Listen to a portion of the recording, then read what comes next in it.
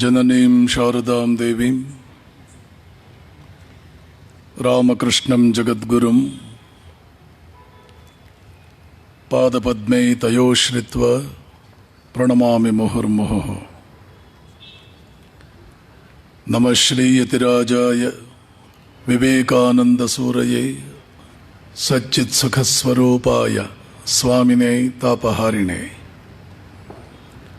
ಮೂಕಂ ಕರೋತಿ ವಾಚಾಲಂ ಪಂಗುಂ ಲಂಘಯತೆ ಗಿರಿಂ ಯತ್ಕೃಪಾ ತಮಹಂ ವಂದೇ ಪರಮಾನಂದಮಾಧವಂ.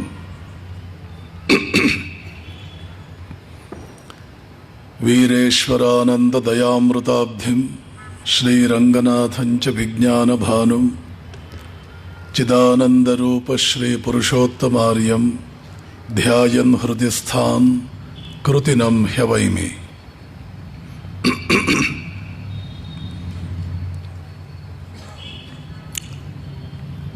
ಪ್ರಿಯ ಸೋದರ ಸನ್ಯಾಸಿಗಳಾದ ಸ್ವಾಮಿ ಮಹೇಶ್ವರಾನಂದಜಿ, ಸ್ವಾಮಿ ಸುಮೇಧಾನಂದಜಿ, ಸ್ವಾಮಿ ದಕ್ಷಿಣೇಶ್ವರಾನಂದ ಸರಸ್ವತಿಜಿ, ಕಾರ್ಯಕ್ರಮದ ವ್ಯವಸ್ಥಾಪಕ ವರ್ಗದವರೇ, ಶ್ರೀಮಾನ್ ಮಾರ್ತಾಂಡ ಶಾಸ್ತ್ರಿ, ಶ್ರೀ ಶೇಷಾದ್ರಿ ಇತ್ಯಾದಿ ಎಲ್ಲ ಬಂಧುಗಳೇ, ನೆರೆದಿರುವ ಆಸ್ತಿಕ ಮಹಾಜನರೇ, ಆಧ್ಯಾತ್ಮಿಕ ಬಂಧುಗಳೇ,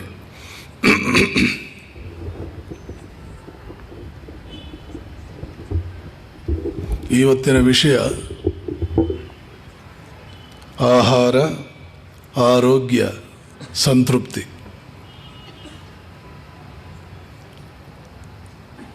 ಇದೆಲ್ಲ ತಿಳ್ಕೊಳ್ಬೇಕು. ಯಶಸ್ವಿ ಜೀವನಕ್ಕೆ ಸಪ್ತ ಸೂತ್ರಗಳಲ್ಲಿ ಇದು ಕೂಡ ಒಂದು. ನಿನ್ನೆ ಮನಸ್ಸಿನಲ್ಲಿರಬೇಕಾದಂತಹ ಶಕ್ತಿಗಳು ಯಾವುದು? ಶಿಕ್ಷಣ ಅಂತನ್ನಿ, ಜೀವನದ ಪ್ರಾರಂಭಾವಸ್ಥೆ ಅಂತನ್ನಿ. ಅದು ಹೇಗೆ ಈ ಶಕ್ತಿಗಳನ್ನು ಜಾಗೃತಗೊಳಿಸಬೇಕು, ಆ ಶಕ್ತಿಗಳು ಯಾವುದು ಅನ್ನೋದನ್ನು ಕುರಿತು ಹೇಳುವಾಗ ನಾನು ಹೇಳಿದ್ದೆ, ಇಚ್ಛಾಶಕ್ತಿ, ಜ್ಞಾನಶಕ್ತಿ, ಕ್ರಿಯಾಶಕ್ತಿ. ಇಚ್ಛಾಶಕ್ತಿ ಒಬ್ಬ ಮನುಷ್ಯನಲ್ಲಿ ಹೇಗಿದೆ ಅಂತ ನಾವು ತಿಳಿಬೇಕು ಅಂದರೆ, ಮನಸ್ಸಿನ ಮೇಲೆ ನಿಗ್ರಹ ಎಷ್ಟು ಮತ್ತು ಇಂದ್ರಿಯಗಳ ಮೇಲೆ ನಿಗ್ರಹ ಎಷ್ಟು. ಇನ್ನು ಎರಡನೆಯದು ಜ್ಞಾನಶಕ್ತಿ. ಮುಖ್ಯ ವಿಷಯಗಳ ಮೇಲೆ ಅವನಿಗಿರುವ ಜ್ಞಾನವೇನು. ಮತ್ತೆ ಜ್ಞಾನಶಕ್ತಿ ವಿಷಯ ಬಂದರೆ ಎಷ್ಟೋ ಹೇಳಬೇಕಾಗುತ್ತೆ. ಮುಖ್ಯ ವಿಷಯಗಳ ಬಗ್ಗೆ ನನಗೆ ಜ್ಞಾನ ಬೇಡ. ಯಾವ ಒಂದು ವಿಷಯವನ್ನು ತಿಳಿದರೆ ಎಲ್ಲವೂ ತಿಳಿದಂತಾಗುತ್ತೋ ಅದರ ಬಗ್ಗೆ ನನಗೆ ಜ್ಞಾನ ಬೇಕು. ಇನ್ನು ಕ್ರಿಯಾಶಕ್ತಿ ಅಂತಂದರೆ, ಒಂದೊಂದು ಕಾರ್ಯದಲ್ಲಿ, ಒಂದೊಂದು ಕ್ಷೇತ್ರದಲ್ಲಿ ಕ್ರಿಯೆಯಲ್ಲಿ ತೊಡಗಿದಾಗ ಆತನ ದಕ್ಷತೆ ಎಷ್ಟು, ಯಶಸ್ವಿಯಾಗುವ ಸಾಮರ್ಥ್ಯ ಎಷ್ಟು. ಇದು ಕ್ರಿಯಾಶಕ್ತಿ. ಪ್ರಚಂಡವಾದ ಇಚ್ಛೆ, ಶಮದಮಾದಿಗಳಿಂದ ಇಚ್ಛಾಶಕ್ತಿ ಜಾಸ್ತಿ, ಇಚ್ಛಾಶಕ್ತಿಯಿಂದ ಶಮದಮಾದಿಗಳು ಜಾಸ್ತಿ. ಜ್ಞಾನ ಅಂತ ಪ್ರಶ್ನೆ ಬಂದರೆ ಮುಖ್ಯವಾಗಿ ಮನುಷ್ಯ ತಿಳ್ಕೊಳ್ಬೇಕಾದ್ದು ಮೂರು. ಪ್ರಪಂಚದ ಯಾವುದೇ ವಿಶ್ವವಿದ್ಯಾಲಯ ನೋಡಿ, ಎಲ್ಲೇ ಹೋಗಿ, ಯಾವುದೇ ಕಾಲೇಜು ನೋಡಿ, ಪುಸ್ತಕ ನೋಡಿ, ನಾಲ್ಕನೇ ವಿಷಯ ಯಾವುದೂ ಇಲ್ಲ. ತಿಳ್ಕೊಳ್ಬೇಕಾದ್ದು ಮೂರೇ. ಯಾವುದದು? ಎಲ್ಲವನ್ನೂ ತಿಳಿತಾ ಇರೋ ನಾನು ಯಾರು, ಒಂದೊಂದು ತಿಳಿತಾ ಇದ್ದೀನಲ್ಲ ಈ ಜಗತ್ತು, ಇದು ಏನು, ನನಗೂ ಮತ್ತು ಇದಕ್ಕೂ ಸಂಬಂಧ ಏನಾದರೂ ಇದೆಯಾ? ಇಷ್ಟು ಬಿಟ್ಟರೆ ಫಿಸಿಕ್ಸ್ ಅನ್ನಿ, ಕೆಮಿಸ್ಟ್ರಿ ಅನ್ನಿ, ಬಯಾಲಜಿ ಅನ್ನಿ, ಜಿಯಾಲಜಿ ಅನ್ನಿ, ಎಕನಾಮಿಕ್ಸ್ ಅನ್ನಿ, ಯಾವ ವಿಷಯ ಬೇಕಾದರೂ ತಗೊಳ್ಳಿ, ಈ ಮೂರರಲ್ಲಿ ಯಾವುದೋ ಒಂದಕ್ಕೋ ಎರಡಕ್ಕೋ ಅಥವಾ ಮೂರಕ್ಕೋ ಅದು ಸೇರುತ್ತೆ. ತಿಳಿತಾ ಇರ್ತಕ್ಕಂಥ ನಾನು ಶರೀರವಾದರೆ ಮೆಡಿಕಲ್ ಸೈನ್ಸ್ ಅದು. ತಿಳಿತಾ ಇರೋ ನಾನು ಮನಸ್ಸಾದರೆ ಸೈಕಾಲಜಿ, ಸೈಕಿಯಾಟ್ರಿ. ತಿಳಿತಾ ಇರೋ ನಾನು ಚೈತನ್ಯವಾದರೆ ಅದು ಫಿಲಾಸಫಿ. ತಿಳಿಯಲ್ಪಡ್ತಾ ಇರತಕ್ಕಂಥ ವಸ್ತುಗಳು ಜಡವಸ್ತುಗಳೇ. ಆ ವಸ್ತುಗಳ ನಡುವಿನ ಹಲವಾರು ಶಕ್ತಿಗಳು ಒಂದಕ್ಕೊಂದು ಪರಸ್ಪರ ಹಾಗೆ ಕೆಲಸ ಮಾಡುತ್ತವೆ. ಆಕರ್ಷಣೆ ವಿಕರ್ಷಣೆಗಳಲ್ಲಿ ಹೇಗೆ ತೊಡಗುತ್ತವೆ. ಇದೇ ಭೌತಶಾಸ್ತ್ರ. ಎರಡು ವಸ್ತುಗಳನ್ನು ಹಿಡಿದಿಟ್ಟಿರ್ತಕ್ಕಂಥದ್ದು ಯಾವುದು, ಎರಡು ವಸ್ತುಗಳನ್ನು ದೂರ ಮಾಡಿರ್ತಕ್ಕಂಥದ್ದು ಯಾವುದು. ಒಂದೊಂದು ವಸ್ತು ನೋಡೋಕೆ ಹೇಗಿದೆ, ಒಳಗಡೆ ಹೇಗಿದೆ, ಇದು ರಸಾಯನಶಾಸ್ತ್ರ. ಇವೆರಡರ ಸಂಬಂಧವೇನು? ತಿಳಿಯುತ್ತಿರುವ ನಾನು, ತಿಳಿಯಲ್ಪಡ್ತಾ ಇರತಕ್ಕಂಥ ಜಗತ್ತು. ನಾನು ಯಾರು, ಅದು ಯಾರು? ನಾನು ಯಾರು, ಅದು ಯಾರು ಅನ್ನೋ ಪ್ರಶ್ನೆ ಬಂದಾಗ ಎಷ್ಟೋ ವರ್ಷಗಳ ನಂತರ ಮನುಷ್ಯನಿಗೆ ಗೊತ್ತಾಗುತ್ತೆ. ಯಾರು ಅನ್ನೋ ಪ್ರಶ್ನೆ ಬಂದಾಗ ಅಲ್ಲಿ ಎರಡನ್ನು ನಾನು ಗಮನದಲ್ಲಿಟ್ಕೋಬೇಕು. ಏನದು? ಸ್ವತಂತ್ರವಾಗಿ ನಾವು ನಿರ್ವಹಿಸುವವರು, ಪರತಂತ್ರಕ್ಕೆ ಒಳಪಟ್ಟವರು. ಹೊರ ಪ್ರಪಂಚ ಸ್ವತಂತ್ರವಾಗಿ ಕಾರ್ಯನಿರ್ವಹಿಸುತ್ತೋ, ಇನ್ಯಾವುದೋ ಶಕ್ತಿಗೆ ಒಳಪಟ್ಟಿದೆಯೋ? ನಾನು ಸ್ವತಂತ್ರವಾಗಿ ಕಾರ್ಯನಿರ್ವಹಿಸ್ತೇನೋ, ಪರತಂತ್ರಕ್ಕೆ ಒಳಪಟ್ಟಿದ್ದೇನೋ? ವಸ್ತುವಿನ ಬಗ್ಗೆ ತಿಳ್ಕೊಳ್ಬೇಕಾದ್ರೆ ಮೊದಲು ತಿಳ್ಕೊಳ್ಬೇಕಾದ್ದು ಇದು. ಸ್ವತಂತ್ರವಾಗಿ ಕಾರ್ಯನಿರ್ವಹಿಸ್ತಾ ಇದ್ರೆ ಅದಕ್ಕೆ ಚೈತನ್ಯ ಅಂತ ಹೆಸರು. ಪರತಂತ್ರ ಚೈತನ್ಯದ ಪ್ರಭಾವಕ್ಕೆ, ಚೈತನ್ಯದ ಅಂಕೆಗೆ, ಚೈತನ್ಯದ ಪ್ರಭುತ್ವಕ್ಕೆ ಒಳಪಟ್ಟರೆ ಅದು ಪರತಂತ್ರ, ಅದು ಜಡ. ಓಹೋ, ಹಾಗಾದರೆ ಎರಡು ರೀತಿಯಲ್ಲಿ ವಸ್ತುಗಳಿದೆ. ನಾನೂ ಎರಡಿರಬಲ್ಲೆ, ಚೈತನ್ಯ ಜಡ. ಅದೂ ಚೈತನ್ಯ ಜಡ. ಜಡ ಜಡದ ಸಂಬಂಧವೇನು, ಜಡ ಚೈತನ್ಯದ ಸಂಬಂಧವೇನು, ಈ ಚೈತನ್ಯ ಆ ಚೈತನ್ಯದ ಸಂಬಂಧವೇನು? ಒಂದನ್ನೂ ತಿಳಿಯೋದು, ಪ್ರತಿಯೊಂದನ್ನೂ ತಿಳಿಯೋದು, ಪ್ರತಿಯೊಂದರ ಸಂಬಂಧವನ್ನು ತಿಳಿಯೋದು. ಇಷ್ಟೇ ಜ್ಞಾನ ಅಂದರೆ, ಜ್ಞಾನ ಶಕ್ತಿ. ಇಲ್ಲಿ ಬರುತ್ತೆ ಇಡೀ ಪ್ರಪಂಚದ ಫಿಲಾಸಫಿ. ಪ್ರಪಂಚದಲ್ಲಿ ಎಲ್ಲಿದೆ ಫಿಲಾಸಫಿ? ಇಂಡಿಯಾದ ಫಿಲಾಸಫಿಯಲ್ಲಿ ಒಂದಾಣೆ ಇಲ್ಲ ಹೊರಗಡೆ ಪ್ರಪಂಚದ ಫಿಲಾಸಫಿ. ಇಡೀ ಹೊರ ಪ್ರಪಂಚದ philosophy, whole western philosophy, Indian ಫಿಲಾಸಫಿನಲ್ಲಿ 5%ಗಾಗಲ್ಲ, 1%ಗೂ ಆಗಲ್ಲ. 5 ಬಿಡಿ, 1%ಗೂ ಆಗಲ್ಲ. The history of western philosophy Will Durant ಬರೆದಿದ್ದಾನೆ, 300 ಪುಟ ಇಲ್ಲ. The history of western philosophy Bertrand Russell ಬರೆದಿದ್ದಾರೆ, 300 ಪುಟ ಇಲ್ಲ. ಭಾರತದಲ್ಲಿ ಒಬ್ಬೊಬ್ಬ ಫಿಲಾಸಫರ್ದು 3000 ಪುಟಗಳಾಗುತ್ತೆ. ಅಂಥವ್ರು 100 ಜನ ಇದ್ದಾರೆ ಅಂತ. 30,000 ಪುಟ, 50,000 ಪುಟ ಆಗಬಹುದು, 1,00,000 ಪುಟ ಆಗಬಹುದು. ಅದು 300 ಪುಟ ಇದೆ. ಎಲ್ಲಿ? ವೆಸ್ಟಲ್ಲಿ ಫಿಲಾಸಫಿ ಎಲ್ಲಿದೆ? ಇದ್ರೆ ಒಬ್ಬ ಕ್ಯಾಂಟ್, ಒಬ್ಬ ಹೆಗಲ್, ಒಬ್ಬ ಹ್ಯೂಮ್, ಒಬ್ಬ ಮಿಲ್, ಒಬ್ಬ ಶೋಪನಾರ್, ಹೆಚ್ಚಂದ್ರೆ ಒಬ್ಬ ಸ್ಪೆನ್ಸರ್, ಒಬ್ಬ ನೀಶೆ, ಇವರೂ ಕೂಡ ಇನ್ನೂ ಮುಂದಕ್ಕೆ ಹೋಗಿ ಸ್ವಾಮೀಜಿ, ಪ್ಲಾಟೋನ್ ಹತ್ರ ಹೋಗಿ, ಸಾಕ್ರಟೀಸ್ ಹತ್ರ ಹೋಗಿ,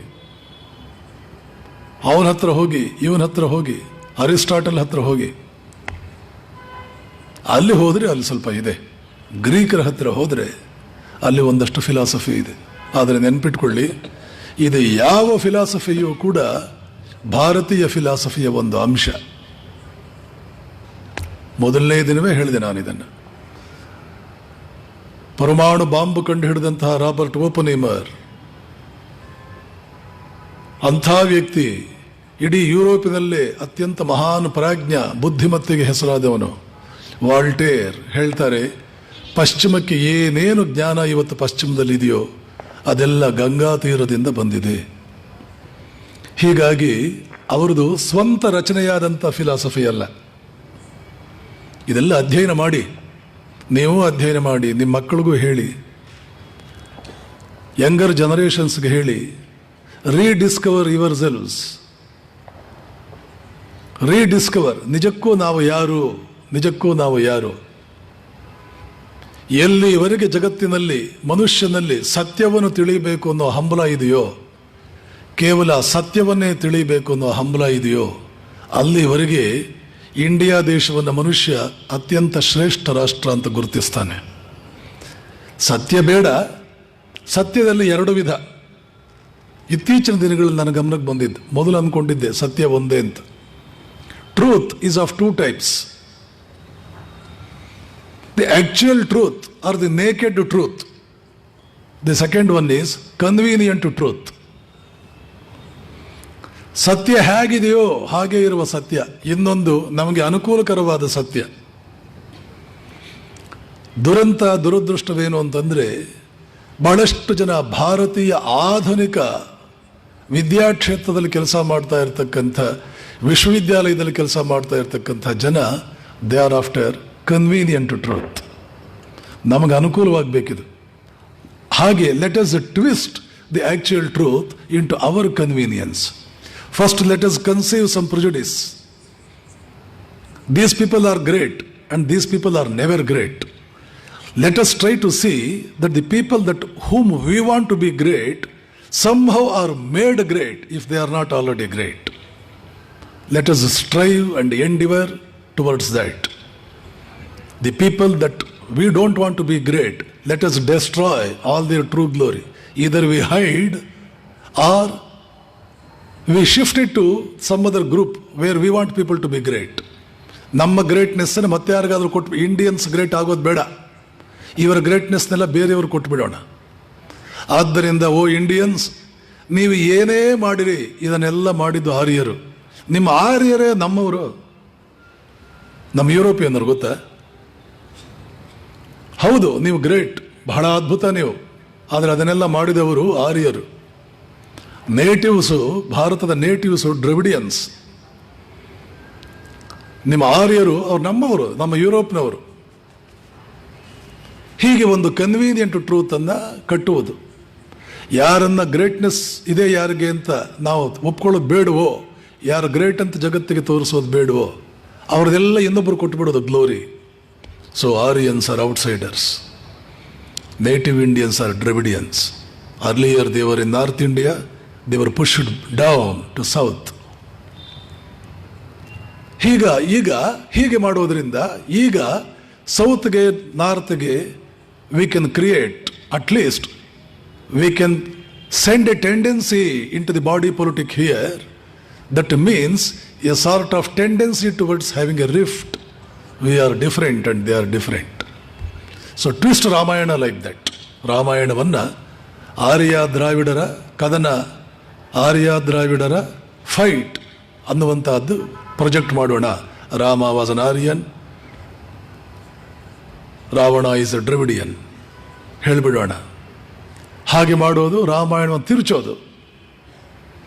ತಮಿಳುನಾಡಿನಲ್ಲೋ ಮತ್ತೊಂದು ಕಡೆನೋ ಇದಕ್ಕೆಲ್ಲ ಬೇಕಾದ ಪ್ರೋತ್ಸಾಹಗಳನ್ನು ತಗೊಳ್ಳೋದು. Ravana ದ್ರವಿಡಿಯನ್, south Indian, Rama Aryan. ಅವರು ಹೇಳೋದು, ಭಾರತೀಯರು ಅದನ್ನು ನಂಬೋದು, ನೀವೆಲ್ಲರೂ ಅದನ್ನೆಲ್ಲ ನಂಬೋದು. ಯಾರೋ ಒಬ್ರು ಹೇಳೋದು, ವಿಕೃತ ಮನಸ್ಸಿನವರು, ನೀವು ಅದನ್ನು ನಂಬೋರು. ನೀವು ನಂಬ್ತೀರಿ ಯಾಕೆ? ನೀವು ನಂಬಿದ್ದು ಯಾಕೆ? ರಾಮಾಯಣವನ್ನು ಓದಿ. ರಾಮನ ಬಗ್ಗೆ, ರಾವಣನ ಬಗ್ಗೆ ತಿಳ್ಕೊಳ್ಬೇಕಾದ್ರೆ ರಾಮಾಯಣಕ್ಕೆ ಹೋಗ್ಬೇಕಾ? ಒಡಿಸ್ಸಿ ಅಂಡ್ ಇಲಿಯಡ್ ಓದಿದ್ರೆ ಸಿಗಲ್ಲ. ಸಾಕ್ರಟೀಸ್ ಹೇಳಲ್ಲ, ಪ್ಲಾಟೋ ಹೇಳಲ್ಲ, ಶೇಕ್ಸ್ಪಿಯರ್ ಹೇಳಲ್ಲ. ರಾಮಾಯಣಕ್ಕೆ ಹೋಗ್ಬೇಕಾ? ಓದಿ ರಾಮಾಯಣವನ್ನು, ಒರಿಜಿನಲ್ ರಾಮಾಯಣವನ್ನು ಓದಿ. ಆರ್ಯ ದ್ರಾವಿಡ ರಿಫ್ಟ್ ಅಂತ ಎಲ್ಲಾದ್ರೂ ಗೊತ್ತಾಗುತ್ತೆ ನಿಮಗೆ? Is a south Indian A Dravid?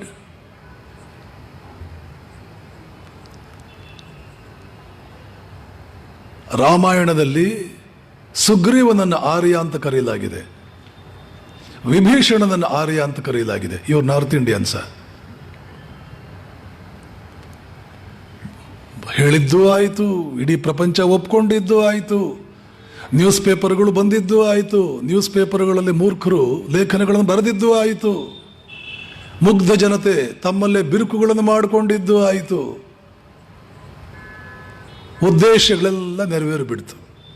A vested interest got all his purposes served.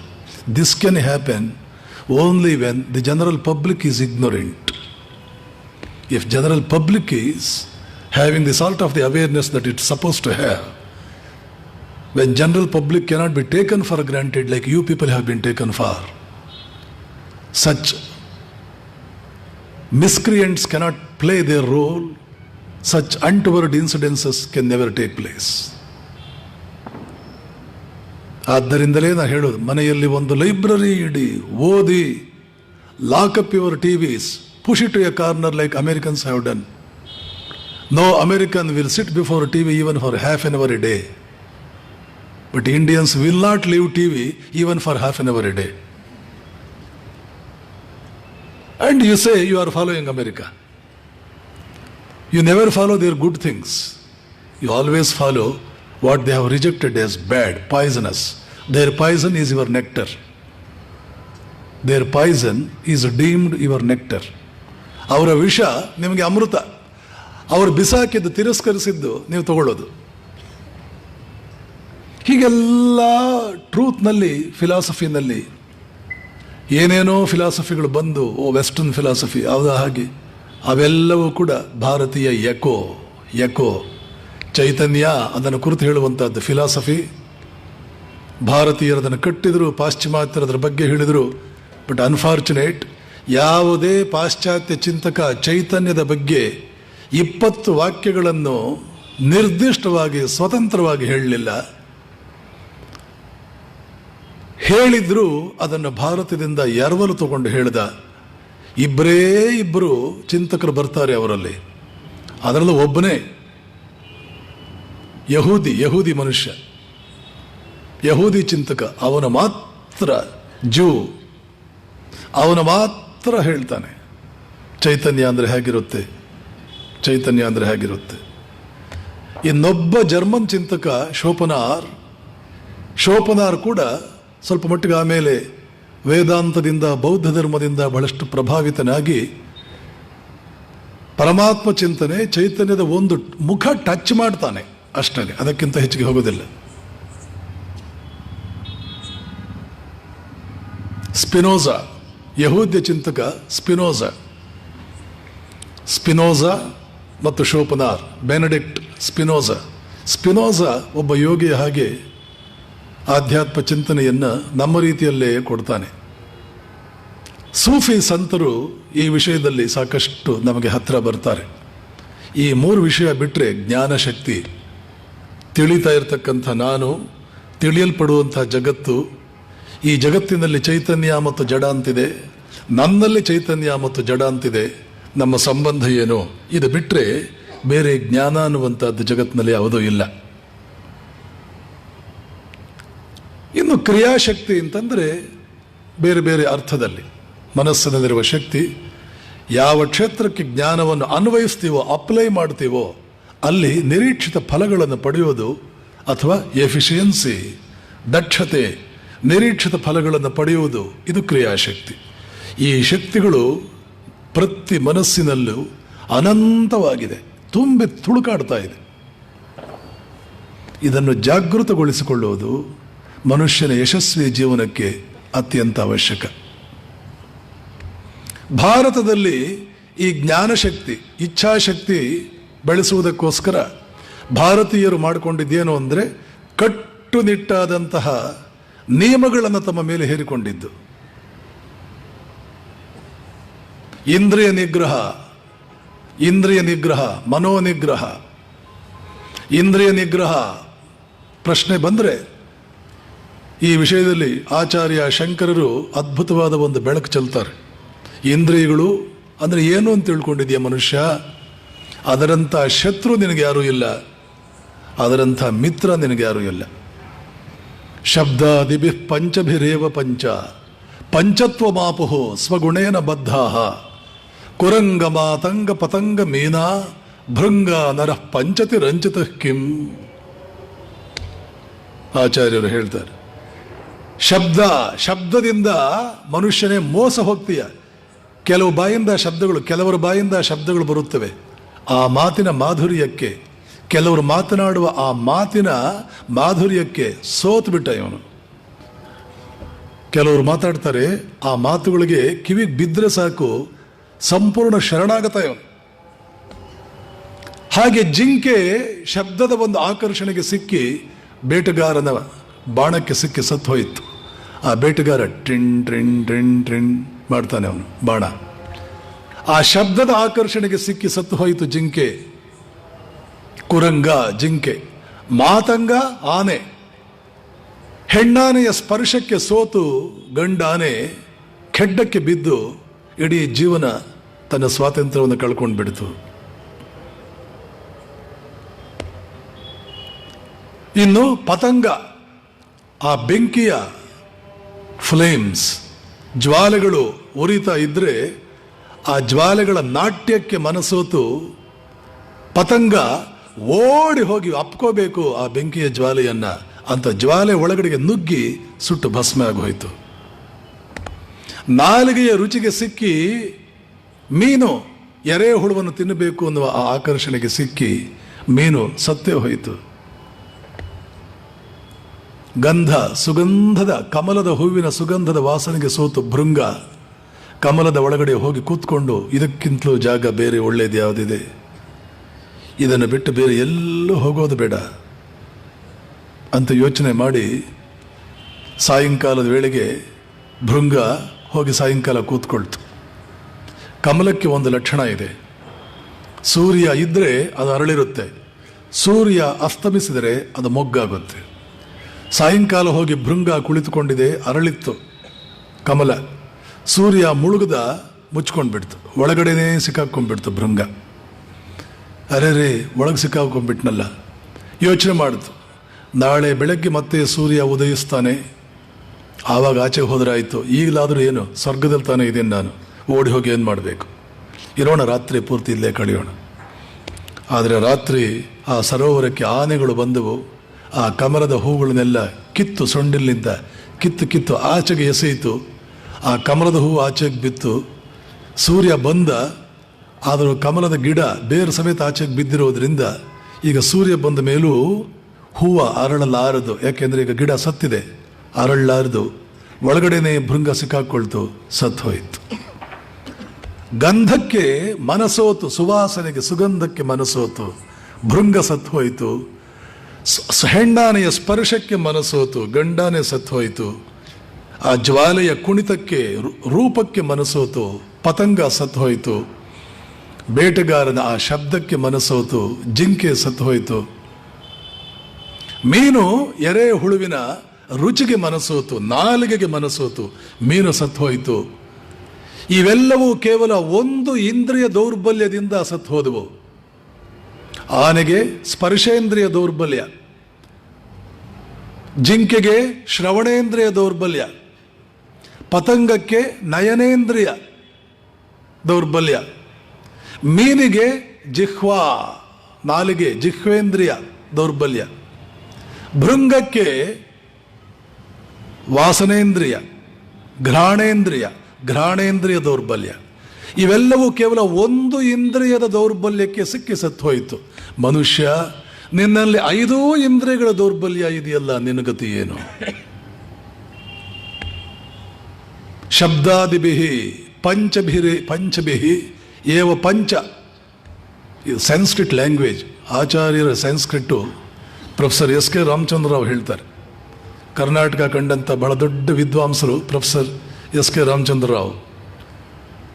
ಪತಂಜಲಿಯ Sanskrit ಬಿಟ್ಟರೆ ಇಷ್ಟು ಬ್ಯೂಟಿಫುಲ್ ಸಂಸ್ಕೃತು ನಾವು ಕಾಣೋದು ಕಷ್ಟ. ಪಂಚಭಿರೇವ ಪಂಚತ್ವ ಮಾಪೋ, ಹೀಗೆ ಅದದೇ ಪದ ರಿಪೀಟ್ ಆಗೋದು ನೋಡ್ಬೇಕದನ್ನು. ಸಂಸ್ಕೃತದ ಒಂದು ಬ್ಯೂಟಿ ಇದು. ಒಬ್ಬ ರಾಜ ಹೆಂಡತಿಯ ಮೋಸಕ್ಕೆ ಮನಸೋತು, ಹೆಂಡತಿಯ ಮೋಸಕ್ಕೆ ಬಲಿಯಾಗಿ ಒಂದು ಕಡೆ ತನಗೆ ತಾನು ನಿಂದಿಸ್ಕೊಳ್ತಾನೆ, ಧಿಕ್ಕರಿಸ್ಕೊಳ್ತಾನೆ. ಸಂಸ್ಕೃತದಲ್ಲಿ ಹೇಳ್ತಾನೆ, ಧಿಕ್ ತಾಂಚ ತಂಚ ಮದನಂಚ ಇಮಾಂಚ ಮಾಂಚ. ಅವನ ತನಗೆ ತಾನು ಧಿಕ್ಕರಿಸ್ಕೊಂಡಿದ್ದು ಹೀಗೆ, ಧಿಕ್ ತಾಂಚ ಅದಕ್ಕೆ, ತಂಚ ಇವಳಿಗೆ, ಮದನಂಚ ಈ ಮದನ ಮನ್ಮಥನಿಗೆ, ಇಮಾಂಚ ಈ ಎಲ್ಲ ವ್ಯವಸ್ಥೆಗೆ, ಮಾಂಚ ನನಗೆ ಧಿಕ್ಕ. ಧಿಕ್ ತಾಂಚ ತಂಚ ಮದನಂಚ ಇಮಾಂಚ ಮಾಂಚ. ಭರ್ತೃಹರಿ ಸಂಸ್ಕೃತ ಇದು. ಕಾಳಿದಾಸನ ಸಂಸ್ಕೃತ ಹಾಗೇನೆ, ಬಹಳ ಅದ್ಭುತ. ಆಚಾರ್ಯರ ಸಂಸ್ಕೃತ ಹಾಗಿದೆ. ಮಹಿಷಾಸುರ ಮರ್ದಿನಿ ಇತ್ಯಾದಿ ಕೆಲವು ಬೇರೆ ಬೇರೆ ಸ್ತೋತ್ರಗಳು ನಾವು ನೋಡ್ತೇವೆ. ಇಲ್ಲಿ ನೋಡಿ, ಶಬ್ದಾದಿಭಿ ಪಂಚಭಿರೇವ ಪಂಚತ್ವ ಮಾಪುಹು ಸ್ವಗುಣೇನ ಬದ್ಧ. ಶಬ್ದಾದಿಗಳು 5 ಇಂದ್ರಿಯಗಳು ಇವೆ. ಪಂಚತ್ವಂ ಅಂದ್ರೆ ಸಾವು, ಪಂಚತ್ವಂ ಆಪುಹು ಸಾವನ್ನು ಹೊಂದುತ್ತವೆ. ಸ್ವಗುಣೇನ ಬದ್ಧ ತಮ್ಮ ಗುಣಗಳಿಂದಲೇ ಆ ಇಂದ್ರಿಯಕ್ಕೆ ಆಕರ್ಷಣೆ ಹೊಂದುವುದು ಅದರ ಗುಣ, ಈ ಇಂದ್ರಿಯಕ್ಕೆ ಆಕರ್ಷಣೆ ಹೊಂದುವುದು ಇದರ ಗುಣ. ಆನೆ, ಪತಂಗ, ಮೀನ ಇತ್ಯಾದಿಗಳು ತಮ್ಮ ಸ್ವಂತ ಗುಣಗಳಿಂದಲೇ ಒಂದು ಇಂದ್ರಿಯದ ದೌರ್ಬಲ್ಯದಿಂದ ಇವೆಲ್ಲ ದುರಂತಕ್ಕೀಡಾದವು. ಮನುಷ್ಯ, ನಿನ್ನಲ್ಲಿ 5 ಇಂದ್ರಿಯಗಳಿವೆ. 5 ಇಂದ್ರಿಯಗಳಲ್ಲಿ ನೀನು ದುರ್ಬಲ. ಎಷ್ಟೋ ಸಂದರ್ಭದಲ್ಲಿ ನಿನ್ನ ಗತಿ ಏನು? ಆದ್ದರಿಂದ ಉತ್ತಿಷ್ಠತ ಜಾಗೃತ, ಎಚ್ಚರವಾಗಿರು, ಎಚ್ಚರಗೊಂಡಿರು. ಪ್ರಮಾದ ಮೊನ್ನೆ ಹೇಳಿದೆ, ನೆನ್ನೆನೇ ಹೇಳಿದೆ. ಸನತ್ಸುಜಾತ ಮಹರ್ಷಿಗಳು, ಸನತ್ಸುಜಾತೀಯ ಅದಲೇ ಒಂದು ಪುಸ್ತಕ ಇದೆ ಅವರ ಹೆಸರಿನಲ್ಲಿ. ಧೃತರಾಷ್ಟ್ರನಿಗೆ ಹೇಳುವಾಗ, ಧೃತರಾಷ್ಟ್ರ ನೆನಪಿಟ್ಕೋ, ಮೈ ಮೇಲೆ ಎಚ್ಚರ ತಪ್ಪೋದು ಸತ್ತಂತೆ. ಮನುಷ್ಯ ಎಚ್ಚರ ತಪ್ಪಬಾರದು, ಪ್ರಮಾದಕ್ಕೆ ಒಳಗಾಗಬಾರದು. ಪ್ರಮಾದೋ ವೈ ಮೃತ್ಯುಮಹಂ ಬ್ರವೀಮಿ. ಪ್ರಮಾದಕ್ಕೊಳಗಾಗಬೇಡ. ಇಡೀ ಪ್ರಪಂಚದಲ್ಲಿ ಬುದ್ಧ ಮೊದಲಾದ ಆಚಾರ್ಯರು, ನಮ್ಮ ದೇಶದಲ್ಲೇ ಆಗಿ ಹೋಗಿರ್ತಕ್ಕಂಥ ಮಹಾಪುರುಷರು, ಆಚಾರ್ಯರು, ಗುರು ಪರಂಪರೆ ಎಲ್ಲರಿಗೂ ಹೇಳೋದು ಪ್ರಮಾದಕ್ಕೊಳಗಾಗಬೇಡಿ, ಎಚ್ಚರವಾಗಿರಿ, ಎಚ್ಚರವಾಗಿರಿ. ಮೈನಲ್ಲಿ ಎಚ್ಚರ ಇರಲಿ. ಆ ಬುದ್ಧಿ ಜಾಗೃತಗೊಳ್ಳಬೇಕು ಅಂದರೆ, ಮೈಯಲ್ಲಿ ಎಚ್ಚರ ಇರಬೇಕು ಅಂದರೆ ಪ್ರೆಸೆನ್ಸ್ ಆಫ್ ಮೈಂಡ್ ಅದ್ಭುತವಾಗಿರುತ್ತೆ. ಕೆಲವರಿಗೆ ಎಚ್ಚರವಾಗಿರ್ತಾರೆ, ಅಷ್ಟೇ ಅಲ್ಲ, ಆ ಪ್ರತ್ಯುತ್ಪನ್ನಮತೆ ನೋಡಬೇಕು. ಎಷ್ಟು ಎಚ್ಚರವಾಗಿರ್ತಾರೆ ವಿವೇಕಾನಂದರಲ್ಲಿ ಅಷ್ಟು ಅದ್ಭುತವಾದಂಥ ಒಂದು ಆ ಎಚ್ಚರಿಕೆ ಗುಣ ಇತ್ತು. ಬರ್ನಾರ್ಡ್ ಶಾನಲ್ಲಿತ್ತು, ವಿನ್ಸ್ಟನ್ ಚರ್ಚಿಲ್ರಲ್ಲಿತ್ತು. ಎಲ್ಲರೂ ಸಂತರೇ ಇರ್ತಾರೆ ಅಂತಿಲ್ಲ, ಬೇರೆ ಕಡೆ ಕ್ಷೇತ್ರದಲ್ಲೂ ಇರ್ತಕ್ಕಂಥವ್ರು ಎಷ್ಟೋ ಜನ ಆ ಪ್ರೆಸೆನ್ಸ್ ಆಫ್ ಮೈಂಡ್ ಇಟ್ಕೊಂಡಿರ್ತಾರೆ. ವಿವೇಕಾನಂದರನ್ನು ಛೇಡಿಸೋದಕ್ಕೆ ಅಮೆರಿಕದಲ್ಲೋ ಎಲ್ಲೋ ಹೊರಗಡೆ ಒಟ್ಟಿನಲ್ಲಿ ಒಬ್ಬ ಪತ್ರಕರ್ತ ಬಂದು ಕೂತ್ಕೊಂಡವ್ರು ಏನೋ ಬರಿತಾ ಇದ್ದರೆ ಆ ಕಡೆ ಕುರ್ಚಿಲಿ ಕೂತ, ಮಧ್ಯೆ ಒಂದು ಟೇಬಲ್, ಇವರೆಲ್ಲಿ ಕುಳ್ತಿದ್ದಾರೆ, ಅವರಲ್ಲಿ ಕುಳ್ತಿದ್ದಾರೆ. ಛೇಡಿಸಬೇಕಾಗಿತ್ತು. ಅವನು ಪ್ರಶ್ನೆ ಕೇಳ್ದ, Swamiji, what is the difference between a monk and a monkey? Swamiji, what is the difference between a monk and a monkey? ಅವರು ವಿವೇಕಾನಂದರಲ್ವಾ, ತಕ್ಷಣ ಹೇಳಿದ್ರು, the difference is just an arm's length. Here is monk and there is monkey. ತಕ್ಷಣ ಹೇಳ್ಬಿಡೋದು. Bernard Shah ಅದೇ ಥರ ಇದ್ರು. Winston Churchill ಕೂಡ ಹಾಗೆ ಇದ್ದು. ಎಕ್ಸಾಂಪಲ್ಸ್ ಇದೆ, ಬಟ್ ಅದಕ್ಕೆಲ್ಲ ನಾನು ಹೋಗೋದಿಲ್ಲ. ಆ ಪ್ರೆಸೆನ್ಸ್ ಆಫ್ ಮೈಂಡ್ ಅದನ್ನು ಸಾಧಿಸುವುದಕ್ಕೆ ಭಾರತೀಯರು ಕಂಡುಕೊಂಡಿದ್ದೇನು ಅಂತಂದರೆ ಆಧ್ಯಾತ್ಮಿಕ ಸಾಧನೆಗಳು, ಇಂದ್ರಿಯ ನಿಗ್ರಹ. 5 ಇಂದ್ರಿಯಗಳಿದೆ ಮನುಷ್ಯ, 5 ಇಂದ್ರಿಯಗಳಿದೆ. ನಿನ್ನ ಗತಿ ಏನು? ಆದ್ದರಿಂದ ಎಲ್ಲವನ್ನೂ ನೋಡಬೇಡ. ಎಲ್ಲವೂ ನಿನ್ನ ಆಹಾರವೇ. ಇವತ್ತಿನ ಸಬ್ಜೆಕ್ಟ್ ಇಲ್ಲಿ ಬರುತ್ತೆ. ಎಲ್ಲವೂ ನಿನ್ನ ಆಹಾರವೇ. ನಿನ್ನ ಆಹಾರಕ್ಕೆ ತಕ್ಕಂತೆ ನಿನ್ನ ಮನಸ್ಸಿರುತ್ತೆ, ನೆನಪಿಟ್ಕೋ.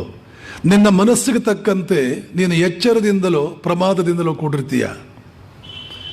ನಿನ್ನ ಆಹಾರಕ್ಕೆ ತಕ್ಕಂತೆ ನಿನ್ನ ಎಚ್ಚರ, ನಿನ್ನ ಮನಸ್ಸು ತಮೋಗುಣ ತುಂಬಿ ತುಳುಕಾಡ್ತಾ ಇದೆಯಾ, ಮಂಕು ದಿಣ್ಣೆ ಹಾಗೆ ಇರ್ತೀಯ. ನಿನಗೇನು ಅರ್ಥವಾಗೋ ಹಾಗೇ ಇಲ್ಲ. 100 ಸಲ ಪೆಟ್ಟುಗಳು ಬಂದರೂ ನಿನಗೆ ಅರ್ಥವಾಗೋ ಹಾಗಿಲ್ಲ. ಯಾಕೆ? ನೀನು ತಮೋಗುಣಿ. ನಿನ್ನ ಮನಸ್ಸು ತಮೋ ಪ್ರಧಾನವೋ, ರಜೋ ಪ್ರಧಾನವೋ, ಸತ್ವ ಪ್ರಧಾನವೋ? ತಮೋಗುಣವಾಗಿದ್ದರೆ ಒಮ್ಮೆಲೆ ಸತ್ವಗುಣಕ್ಕೆ ಹೋಗುವುದಕ್ಕೆ ಎಂದಿಗೂ ಸಾಧ್ಯವಾಗುವುದಿಲ್ಲ. ಬೌದ್ಧ ಧರ್ಮ ಎಡವಿದ್ದು ಇಲ್ಲಿ. ಬೌದ್ಧ ಧರ್ಮ ಎಡವಿದ್ದು ಎಲ್ಲಿ ಅನ್ನೋದ್ರ ಬಗ್ಗೆನೇ ಒಂದು ಪುಸ್ತಕ ಬರೀಬಹುದು. ಇವತ್ತು ಬಹಳಷ್ಟು ಜನ ಹೇಳ್ತಾರೆ, ಬುದ್ಧನನ್ನು ಇಲ್ಲಿಂದ ಬೌದ್ಧರನ್ನು ಓಡಿಸಲಾಯಿತು, ಶಂಕರಾಚಾರ್ಯರು ಓಡಿಸ್ಬಿಟ್ರು. ಅದು ಎಷ್ಟು ಪರ್ವರ್ಟೆಡ್ ಹಿಸ್ಟ್ರೀಸ್ ಕೊಡ್ತಾ ಇದ್ದಾರೆ. Perverted history. ಆಗಿನ ಕಾಲದಲ್ಲಿ ಒಂದು ಸಂಪ್ರದಾಯ ಇತ್ತು. ನನ್ನದೊಂದು ತತ್ವ ಇದೆ, ನಿನ್ನದೊಂದು ತತ್ವ ಇದೆ. ನಾನು ನಿನ್ನದು ತಪ್ಪು ಅಂತ ಹೇಳ್ತೇನೆ, ಯಾಕೆ ನನಗೆ ಅನಿಸ್ತಾ ಇದೆ ನೀನು ತಪ್ಪು. ನೀನು ತಪ್ಪು ತಪ್ಪು ತತ್ವಗಳದ್ದು ಪ್ರಚಾರ ಮಾಡ್ತಾ ಇದೀಯ. ನಿನಗನಿಸ್ಬೋದು ನಾನೇ ತಪ್ಪು. ಚರ್ಚೆ ಮಾಡೋಣ.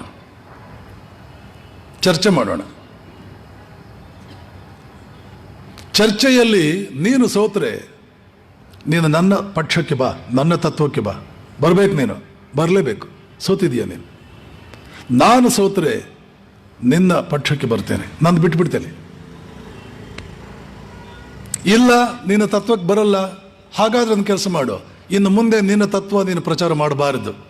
ಯಾಕೆ? It's a defective philosophy. I have proved yours is a defective philosophy. I am going to prove. Once I prove yours is a defective philosophy, get floor crossed in to my philosophy and my field of thinking. ನಾನು ಸೋತ್ರೆ ನಿನ್ನ ಪಕ್ಷ ಒಪ್ಕೊಂಡ್ಬಿಡ್ತೀನಿ. ಇಲ್ಲ ನಾನು ಬರಲ್ಲ ಅಂದರೆ then stop preaching. ನೀನು ಬೋಧನೆ ಮಾಡೋದು, ಪ್ರಚಾರ ಮಾಡೋದು ನಿಲ್ಲಿಸ್ಬೇಕಿನ ಮೇಲೆ. ಇಲ್ಲ ಅದನ್ನೂ ನಿಲ್ಲಿಸಲ್ಲ, ಲೀವ್ ದಿ ಕಂಟ್ರಿ. ಹೊರಗಡೆ ಎಲ್ಲಾದರೂ ಹೋಗಿ ಮಾಡು, ಈ ದೇಶದಲ್ಲಿ ಮಾಡಬೇಡ. ಯಾರು ಯಾವುದೇ ಇಬ್ಬರು ಕುಳಿತುಕೊಂಡು ಅಂದಿನ ಕಾಲದಲ್ಲಿ ಚರ್ಚೆ ಮಾಡಿದ್ರೆ ಇದ್ದದ್ದು ಸಂಪ್ರದಾಯವೇ ಹಾಗೆ. ಮಂಡನ ಮಿಶ್ರರು ಅಂತ ಶಂಕರರ 4 ಜನ ಶಿಷ್ಯರ ಗೃಹಸ್ಥರು ಅವರು. ಆಗಿನ ಕಾಲದ ಪೂರ್ವ ಮೀಮಾಂಸದ ನಂಬರ್ 1 ಮನುಷ್ಯ. ವೇದಾಂತದಲ್ಲಿ 2 schools are there in Vedanta, Purva Mimamsa and Uttara Mimamsa. All the acharyas, not only Shankara, all acharyas, they are protagonist, champions of Uttara Mimamsa. There were pandits who were champions of Purva Mimamsa. ಆದರೆ ಅವ್ರು ಯಾರು ಸನ್ಯಾಸಿಗಳಲ್ಲ, ಅವರೆಲ್ಲ ಗೃಹಸ್ಥರು. ಯಾಕೆಂದ್ರೆ ಹೇಳೋದು ಹಾಗೆ, ಗೃಹಸ್ಥ ಧರ್ಮವೇ ಅತ್ಯಂತ ಶ್ರೇಷ್ಠ, ಇಂದ್ರ ಪದವಿಯೇ ಅತ್ಯಂತ ಶ್ರೇಷ್ಠ, ಭೋಗ ಜೀವನವೇ ಅದರ ನ್ಯಾಯವಾದ ಮಾರ್ಗದಲ್ಲಿ ಭೋಗಾದಿಗಳನ್ನು ಅನುಭವಿಸಿ ಇಂದ್ರ ಪದವಿಗಳನ್ನು ಅನುಭವಿಸ್ತಾ ನಮ್ಮ ಕರ್ಮಗಳಿಂದಲೇ ನಮ್ಮ ಕ್ರಿಯೆಗಳಿಂದಲೇ ನಮಗೆ ಬೇಕಾದ್ದನ್ನು ಪಡೆದುಕೊಂಡು, ಕ್ರಿಯೆಯೇ ಎಲ್ಲ ದೇವರು, ಕ್ರಿಯೆಗಿಂತಲೂ ದೊಡ್ಡ ದೇವರು ಯಾವುದೂ ಇಲ್ಲ, ಕೆಲಸಕ್ಕಿಂತಲೂ ದೊಡ್ಡ ದೇವರು ಯಾವುದೂ ಇಲ್ಲ ಅಂತ ಪ್ರಪಂಚದಲ್ಲಿ ಮೊದಲ ಬಾರಿಗೆ ಹೇಳಿದವರು ಅವರೇ. ವರ್ಕ್ ಈಸ್ ವರ್ಷಿಪ್, ಕಾಯಕವೇ ಕೈಲಾಸ, ಅದೆಲ್ಲ ನಾವು ಇತ್ತೀಚೆಗೆ ಮಾಡಿಕೊಂಡಿರೋದು. ಕರ್ಮೇತಿ ಮೀಮಾಂಸಕಾಹ ಯಂ ಶೈವಾಹ ಸಮುಪಾಸತೆ ಶಿವ ಇತಿ ಬ್ರಹ್ಮೇತಿ ವೇದಾಂತಿನಃ ಬೌದ್ಧ ಬುದ್ಧ ಇತಿ ಪ್ರಮಾಣ ಪಟವಃ ಕರ್ತೇತಿ ನೈಯಾಯಿಕಾಃ ಅರ್ಹನ್ ನಿತ್ಯಥ ಜೈನ ಶಾಸನರತಾಃ ಕರ್ಮೇತಿ ಮೀಮಾಂಸಕಾಃ. ದೇವರು ಕರ್ಮದಿಂದ ಏನು ಸಿಗೋದಿಲ್ಲ ಅಂತ ಹಗಲು ರಾತ್ರಿ ದುಡಿಮೆಗೆ ಹಚ್ಚಿದವರು ಈ ಪೂರ್ವ ಮೀಮಾಂಸಕರು, ಜಸ್ಟ್ ಮೀಮಾಂಸಕ ಅಂತಾರೆ. ಆವಾಗ ಇಂಡಿಯಾದಲ್ಲಿ ಲಕ್ಸುರಿ ಏನು ಹೇಳ್ತೀರಿ, ಲಕ್ಸುರಿ. ಹಳೆಯ ಕಾಲದಲ್ಲಿ ಇಂಡಿಯಾ ಅಷ್ಟು ಶ್ರೀಮಂತ ರಾಷ್ಟ್ರವಾಗುವುದಕ್ಕೆ ಇದೇ ಕಾರಣ. ಪ್ರತಿಯೊಬ್ಬರಿಗೂ ಕೂಡ ಎಲ್ಲವೂ ನಮ್ಮ ಕೈನಲ್ಲಿದೆ, ಕರ್ಮ ಮಾಡೋಣ, ಬೇಕಾದ್ದನ್ನು ಪಡ್ಕೊಳ್ಳೋಣ. ವರ್ಕ್ ಕಲ್ಚರ್ ಯಾವ ಮಟ್ಟಕ್ಕೂ ಪ್ರತಿಯೊಬ್ಬರೂ ಕೂಡ ದುಡಿಮೆಯಲ್ಲಿ ತೊಡಗ್ತಾ ಇದ್ದಂಥವರು. ಇದ್ಯಾವುದು ನಿಮ್ಮ ಹಿಸ್ಟ್ರಿ ಪುಸ್ತಕಗಳು ಇವೆಲ್ಲ ಬರಲ್ಲ. ನ್ಯಾಯವಾದ್ದು ಒಂದೂ ಬರಲ್ಲ ಅಲ್ಲಿ. ಅವ್ರಿಗೆ ನ್ಯಾಯ ಅನ್ಯಾಯಗಳಿಗೆ ಡಿಫ್ರೆನ್ಸೇ ಗೊತ್ತಿಲ್ಲ. ಅತೀತರು ಅವರು, ಎಲ್ಲದಕ್ಕೂ ಅತೀತಾವಸ್ಥಾ, ಅವಧೂತರು ಅವರೆಲ್ಲ. ನಿಮ್ಮ ಹಿಸ್ಟ್ರಿ ಪುಸ್ತಕ ಬರೆಯೋರು ಅವಧೂತರಿದ್ದ ಹಾಗೆ, ದತ್ತಾತ್ರೇಯರಿದ್ದ ಹಾಗೆ, ಎಲ್ಲವನ್ನೂ ಮೀರಿದವರು. ಅತೀತ, ನ್ಯಾಯ ಅನ್ಯಾಯ ಅದೆಲ್ಲ ಏನು ಗೊತ್ತಾಗಲ್ಲ ಅವ್ರಿಗೆ. ಬ್ರಹ್ಮಜ್ಞ ಪುರುಷರು. ಕರ್ಮೇತಿ ಮೀಮಾಂಸಕಾಹ, ಆ ಪಂಥಕ್ಕೆ ಸೇರಿದವನು ಈ ಮಂಡನ ಮಿಶ್ರ. ಇಡೀ ಇಂಡಿಯಾದಲ್ಲಿ ಕರ್ಮಕಾಂಡ ಕೃಷ್ಣನ ಕಾಲದಿಂದಲೂ ಇವಿಬ್ಬರಿಗೂ ಕೂಡ ವಾದ ನಡೀತಾ ಇದೆ. ವೇದವಾದರತಃ ಪಾರ್ಥ ನಾಣ್ಯದಸ್ಥಿತಿವಾದಿನಃ ಕಾಮಾತ್ಮಾನ ಸ್ವರ್ಗಪರ ಜನ್ಮ ಕರ್ಮ ಫಲಪ್ರದಾಂ ಕ್ರಿಯಾ ವಿಶೇಷ ಬಹುಲಾಂ ಭೋಗೈಶ್ವರ್ಯ ಪ್ರಸಕ್ತಾನಾಂ ತಯಾಪಹೃತ ಚೇತಸಾಂ ವ್ಯವಸಾಯಾತ್ಮಿಕ ಬುದ್ಧಿ ಏಕೇಹ ಕುರುನಂದನ. ಕೃಷ್ಣ ಹೇಳ್ತಾನೆ, ಭೋಗೈಶ್ವರ್ಯ ಪ್ರಸಕ್ತಾನಾಂ ತಯಾಪಹೃತ ಚೇತಸಾಂ, ಭೋಗೈಶ್ವರ್ಯಗಳೇ ಸರ್ವಸ್ವವು. ವೇದವಾದರತಃ, ವೇದ ಅಂದರೆ ಇಲ್ಲಿ ವೇದಗಳ ಕರ್ಮಕಾಂಡ. ವೇದವಾದರತಃ ಪಾರ್ಥ ಕರ್ಮ ಅಸ್ಥಿತಿ, ಕರ್ಮ ಬಿಟ್ಟರೆ ಬೇರೆ ಏನೂ ಇಲ್ಲ, ಕರ್ಮದಸ್ಥಿತಿವಾದಿನಃ, ಅವರ ವಾದ ಇದೇನೆ. ಅರ್ಜುನ ಕೃಷ್ಣನ ಕಾಲದಲ್ಲೂ ಋಗ್ವೇದದಿಂದಲೂ ಇದೆ ಅವರದು. ಒಂದು ಕಡೆ ಜ್ಞಾನವೇ ಶ್ರೇಷ್ಠ, ಇನ್ನೊಂದು ಕಡೆ ಕರ್ಮವೇ ಶ್ರೇಷ್ಠ. ಉತ್ತರ ಮೀಮಾಂಸ ಹೇಳೋದು ಜ್ಞಾನಶ್ರೇಷ್ಠ, ಪೂರ್ವ ಮೀಮಾಂಸ ಹೇಳೋದು ಕರ್ಮಶ್ರೇಷ್ಠ.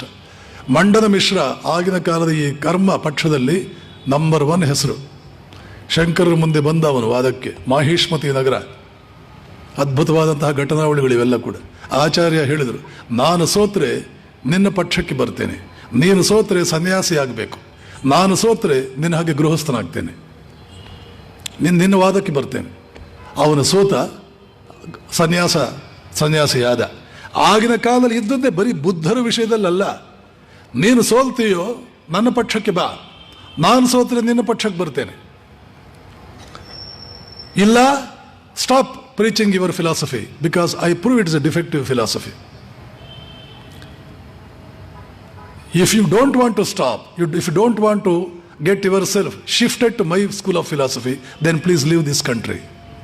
So Buddhists, every Buddhist, the whole school of Buddhists, they lost for Shankara. They had to leave India. Other picture ivattu convenient to truth. Shankara killed them. Shankara drove them out. Shankara did not drive. The kings of those times in India, they drove them out because king would preside over this argument. The information would go to king. This particular Pandit has defeated that Pandit. And according to the customary practices, that was the law of the land. The law of the land was simply put into practice. Einstein's philosophy, Newton's philosophy in souls bittide. Now every country should see to that Newton's Cartesian physics is not no more, is not anymore, given all the due place, due recognition that it had earlier. Theory of relativity has proved that mechanistic physics is not at all valid. So accept theory of relativity if you are for truth. ಸತ್ಯವೇ ನಿಮಗೆ ಮುಖ್ಯವಾಗಿದ್ದರೆ ಯಾವುದು ನಿಜ ಸತ್ಯ ಅಂತ prove ಆಗಿದೆ ಅದನ್ನು ಒಪ್ಕೋಬೇಕು. ಇದಷ್ಟು ಸತ್ಯ ಅಂತ ಗೊತ್ತಿದ್ದನ್ನು ಪಕ್ಕಕ್ಕೆ ಇಡಬೇಕು. Truth is nobody's monopoly. ಯಾರಾದ್ರು ಗುತ್ತಿಗೆ ಹಿಡಿದಿದ್ದಾರ ಸತ್ಯವನ್ನು? ಇದಕ್ಕೆ ಎಷ್ಟು ಪರ್ವರ್ಷನ್. ಸೊ ಬುದ್ಧಿಸ್ ಹೀಗೆ ಕೆಲವೆಲ್ಲ ಬ್ಲಂಡರ್ಸ್ ಮಾಡಿದ್ರು, ಪ್ರಮಾದಗಳನ್ನು ಮಾಡಿದರು. ಯಾಕೆ ಅಂದರೆ ದೇವರ್ ವೆರಿ ಹಂಗ್ರಿ ಫಾರ್ ಎಕ್ಸ್ಪ್ಯಾನ್ಷನ್ಸ್. ಇಡೀ ಅಶೋಕನ ಆ ಓವರ್ ಎಂಥೂಸಿಯಾಸಮ್ನಿಂದಾಗಿ ಆವತ್ತು ಎಕ್ಸ್ಪ್ಯಾನ್ಷನ್ ಅನ್ನುವಂಥದ್ದು ಸ್ಟೇಟ್ ಪಾಲಿಸಿಯಾಗಿ ಪ್ರಪಂಚದ ಎಲ್ಲ ಕಡೆಗೂ ಇದನ್ನು ಹರಡಬೇಕು. ಆವತ್ತು ಬಂದ ಹುಚ್ಚು ಬೌದ್ಧ ಧರ್ಮದ ಅವನತಿಗೆ ಕಾರಣವಾಯಿತು. ನನ್ನ ದೃಷ್ಟಿನಲ್ಲಿ ಬೌದ್ಧ ಧರ್ಮದ ಅವನತಿಗೆ ಅಶೋಕ ಕಾರಣ, ಅದರ ವಿಸ್ತರಣೆಗೂ ಅವನೇ ಕಾರಣ, ಅದರ ಅವನತಿಗೂ ಅವನೇ ಕಾರಣ. ಅವನತಿಗೆ ಇನ್ನೂ ಬೇರೆ ಬೇರೆ ಕಾರಣಗಳಿದೆ, ಪೂರ್ತಿಯಾಗಿ ಅವನ ಕಾರಣ ಅಲ್ಲ, ಬೇರೆ ಬೇರೆ ಕಾರಣಗಳೆಲ್ಲ ಇವೆ, ಅದು ಬೇರೆ ವಿಷಯ. ಅರ್ಥವೇನು? ಒಮ್ಮೆಲೆ ತಮೋಗುಣದಿಂದ ಸತ್ವಗುಣಕ್ಕೆ ಏರಿಸ್ಬಿಡ್ಬೇಕು ಮನುಷ್ಯನನ್ನ. ಸತ್ವಗುಣಕ್ಕೆ ಏರಿದವನಿಗೆ ಸನ್ಯಾಸ. ಯಾವ ಸನ್ಯಾಸಿಯು ಸತ್ವಗುಣಿಯಾಗಿರಬೇಕು. ರಜೋಗುಣವೋ ತಮೋಗುಣವೋ ಅವನಲ್ಲಿದ್ದರೆ ಸನ್ಯಾಸ ಬಹಳ ಕಷ್ಟ, ಪತನವಾಗುವುದೇ ದಿಟ. ಆದ್ದರಿಂದ ಗುರು ಬಹಳಷ್ಟು ಯೋಚನೆ ಮಾಡಬೇಕು. ಸನ್ಯಾಸಕ್ಕೆ ಇವರು ಸರಿ ಇದ್ದಾರೆ ಅಂತ ಇವರ ಹೆಸರನ್ನು ಮೇಲೆ ಕಳಿಸ್ತಾರಲ್ಲ ಗುರುಗಳು, ದೊಡ್ಡ ಗುರುಗಳಿಗೆ ಸನ್ಯಾಸಕ್ಕೆ ಬಹಳ ಎಚ್ಚರಿಕೆ. ಅದಕ್ಕೋಸ್ಕರವೇ ಇದು ಯಾವ ಎಚ್ಚರಿಕೆಗಳು ಇಲ್ಲದೆ ಸನ್ಯಾಸ ತಗೊಳ್ಳೋದು, ಒಂದು 20-30 ವರ್ಷ ಆದಮೇಲೆ ಕೆಟ್ಟ ಹೆಸರು ತಗೊಳ್ಳೋದು, ಇಡೀ ಸನ್ಯಾಸ ಪರಂಪರೆಗೆ ಮಸಿ ಬೆಳೆಯೋದು. ನಮ್ಮ ಸಮಾಜವೋ ಕಾವಿ ಹಾಕ್ಕೊಂಡು ನೋಡೋದಕ್ಕೆ ಚೂರು ಬೆಳ್ಳಗಿದ್ದು ಬಿಟ್ಟರೆ ಮುಗದೇ ಹೋಯ್ತು ಕತೆ.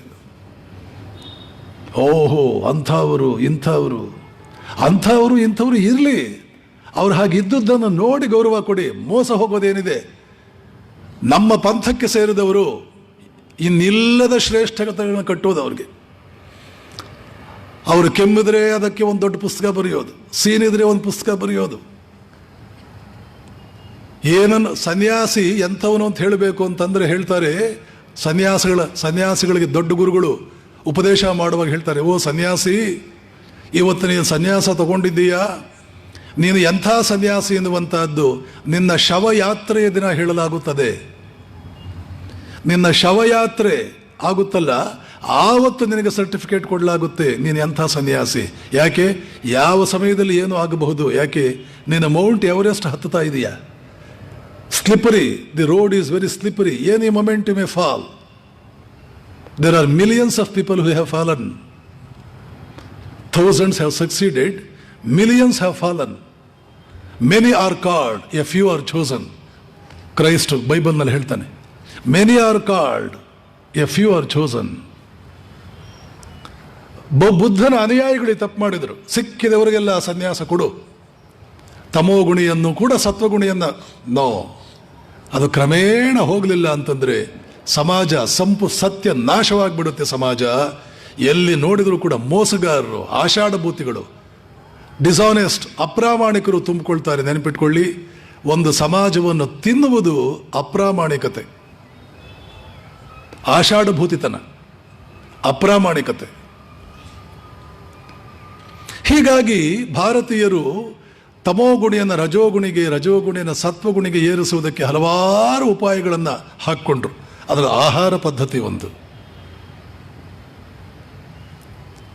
ಇಲ್ಲಿ ಆಹಾರ ಅಂದರೆ ಸಾಮಾನ್ಯವಾಗಿ ನಾವು ತಿಳ್ಕೊಳ್ಳುವಂತಹದ್ದು, ಬಾಯಿಂದ ಹೋಗುವ ಆಹಾರ ಹೇಗಿರುತ್ತೋ ಮನಸ್ಸು ಹಾಗಿರುತ್ತದೆ, ನಿಸ್ಸಂಶಯವಾಗಿ. ಆದರೆ ಬಾಯಿಂದ ಹೋಗುವ ಆಹಾರ ಅಂತಂದ್ರೆ ಇಲ್ಲಿ ಬಹಳಷ್ಟು ಜನ ತಪ್ಪು ಮಾಡ್ತಾರೆ. ಇದು ತಿಂದರೆ, ಇದು ಬಾಯಿ ಮೂಲಕ ಹೋದರೆ ಅದು ಉತ್ತಮವಾದ ಆಹಾರ. ಈ ಕೆಲವು ಪದಾರ್ಥಗಳು ಉತ್ತಮವಾದ ಆಹಾರವಲ್ಲ. ಉತ್ತಮವಾದ ಆಹಾರವಲ್ಲ ಅಂತ ಹೇಳಿ ಕೆಲವು ಪದಾರ್ಥಗಳನ್ನು ಇಟ್ಟಿದ್ದಾರೆ. ಇದು ಉತ್ತಮವಾದ ಆಹಾರಗಳು ಅಂತ ಕೆಲವು ಪದಾರ್ಥಗಳನ್ನು ಇಟ್ಟಿದ್ದಾರೆ. ಆದರೆ ನೆನಪಿಟ್ಕೊಳ್ಳಿ, ಅದು ಸ್ವಲ್ಪ ಮಟ್ಟಿಗೆ ಪೂರ್ತಿಯಲ್ಲ, ಸ್ವಲ್ಪ ಮಟ್ಟಿಗೆ ಅರ್ಥ ಇದೆ. ಇದು ಉತ್ತಮವಾದ ಆಹಾರ, ಇದು ಉತ್ತಮವಾದ ಆಹಾರವಲ್ಲ. ಆದರೂ ಇದನ್ನು ಸಾರ್ವತ್ರೀಕರಣಗೊಳಿಸುವುದಕ್ಕಾಗೋದಿಲ್ಲ. ಯಾವುದನ್ನು ನೀವು ನಿಷಿದ್ಧ ಆಹಾರ ಅಂತ ಕರಿತೀರೋ ಅದನ್ನು ನಾನು ನಿಷಿದ್ಧ ಅಂತ ಪರಿಗಣಿಸಬೇಕಾ? ಅಲ್ಲ. ಅದನ್ನು ನೀನು ತಗೊಂಡ ದಿನ ನಿನ್ನ ಮನಸ್ಸು ಹೇಗಿತ್ತು ಅಂತ ಯೋಚನೆ ಮಾಡು. ನಿನ್ನ ಮನಸ್ಸು ಹೇಗಿತ್ತು ಅಂತ ಯೋಚನೆ ಮಾಡು. ಪರವಾಗಿಲ್ಲ, ನನ್ನ ಮನಸ್ಸಿನಲ್ಲಿ ಹೇಗಿತ್ತು ಒಂದು ಯೋಚನೆ ಮಾಡು. ಅಂದರೆ ಏನು? ಕಾಮಕಾಂಚನಗಳ ಆಸಕ್ತಿ ಜಾಸ್ತಿ ಆಯ್ತಾ? ವಿಶೇಷವಾಗಿ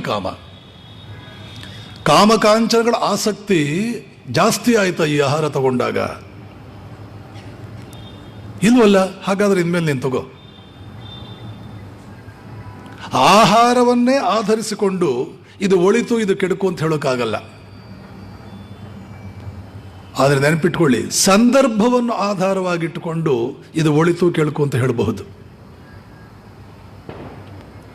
ವಿವಾಹದ ಊಟ ನೀವು ಮಾಡಿದ್ರ ಆವತ್ತು ನಿಮ್ಮ ಮನಸ್ಸು ಕೆಡುವ ಸಂಭವ ಜಾಸ್ತಿ.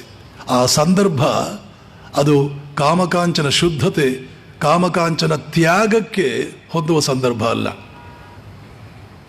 ಆದ್ದರಿಂದ ರಾಮಕೃಷ್ಣಾಶ್ರಮದಲ್ಲಿ ಯಾವ ಸನ್ಯಾಸಿಯೂ ವಿವಾಹಕ್ಕೆ ಹೋಗೋದಿಲ್ಲ, ವಿವಾಹದ ಮನೆಗಳಿಗೆ ಹೋಗೋದಿಲ್ಲ. ಹೋದರೆ ಮಾರನೇ ದಿನ ಸತ್ಯನಾರಾಯಣ ಪೂಜೆ ಅಂತ ಇಟ್ಕೊಂಡಿರ್ತಾರೆ. ಸತ್ಯನಾರಾಯಣ ಪೂಜೆ ಅವತ್ತು ಪೂಜಾ ಸಮಾರಂಭದಲ್ಲಿ ಅದು ಪ್ರಸಾದ, ಅದು ವಿವಾಹ ಅಲ್ಲ.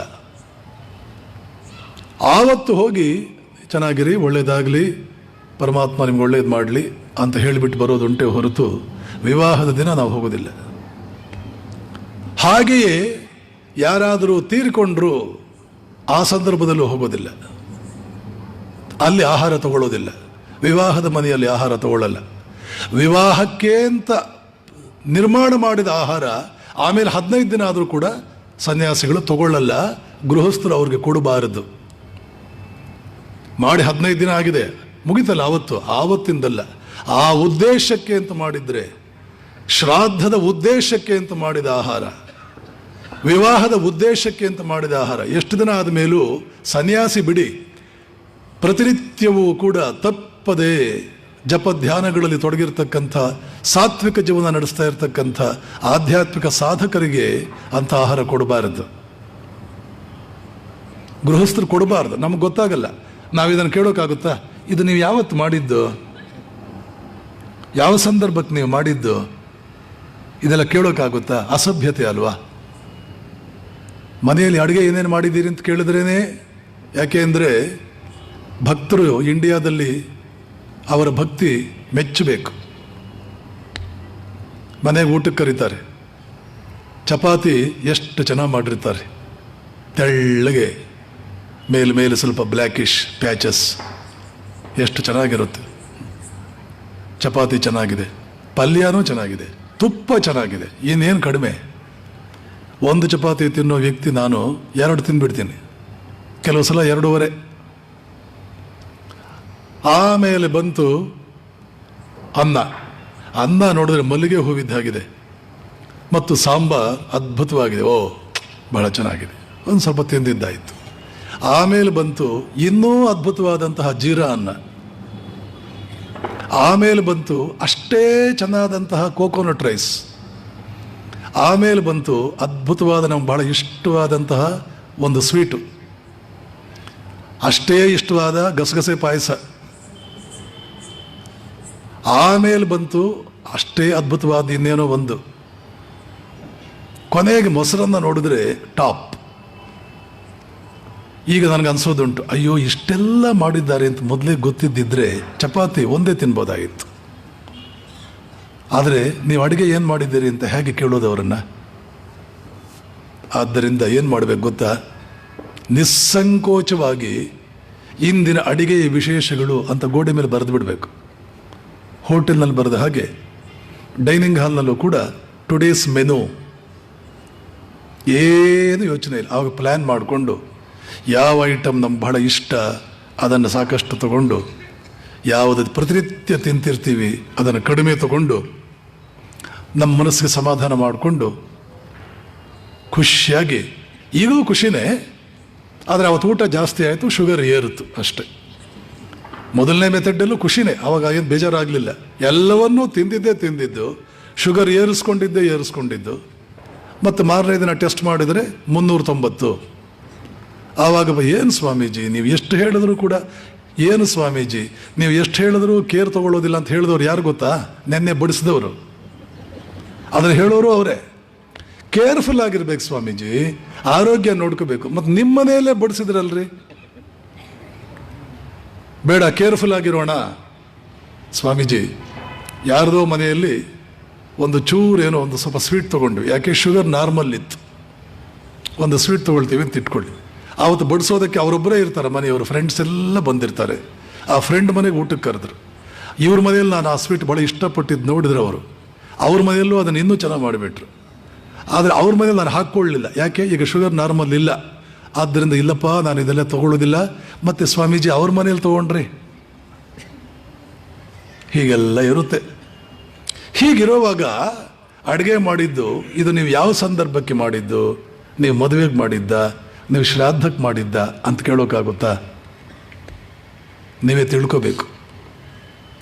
ಸಾಧಕರಿಗೆ ಪ್ರತಿನಿತ್ಯ ಜಪ ತಪ್ಪಿಸದೆ ಜಪ ಮಾಡೋರಿಗೆ, ಪೂಜೆ ಮಾಡೋರ್ಗೂ ಕೂಡ ಅವರೇನಾದರೂ ಹಾಗೆ ಕಟ್ಟುನಿಟ್ಟಾಗಿದ್ದರೆ, ಆದರೆ ಧ್ಯಾನ ಮಾಡೋರಿಗೆ, ಸನ್ಯಾಸಿಗಳಿಗೆ ಮೊದಲನೇದಾಗಿ ಸನ್ಯಾಸಿಗಳಿಗೆ, ಧ್ಯಾನವನ್ನು ರೆಗ್ಯುಲರ್ ಆಗಿ ಮಾಡುವವರಿಗೆ, ಇವರಿಬ್ಬರಿಗೆ ಮಾತ್ರ ಈ ಆಹಾರದ ವಿಷಯದಲ್ಲಿ ಬಹಳ ಕಟ್ಟುನಿಟ್ಟಾಗಿ ನೋಡ್ಕೋಬೇಕು ಅವರನ್ನು.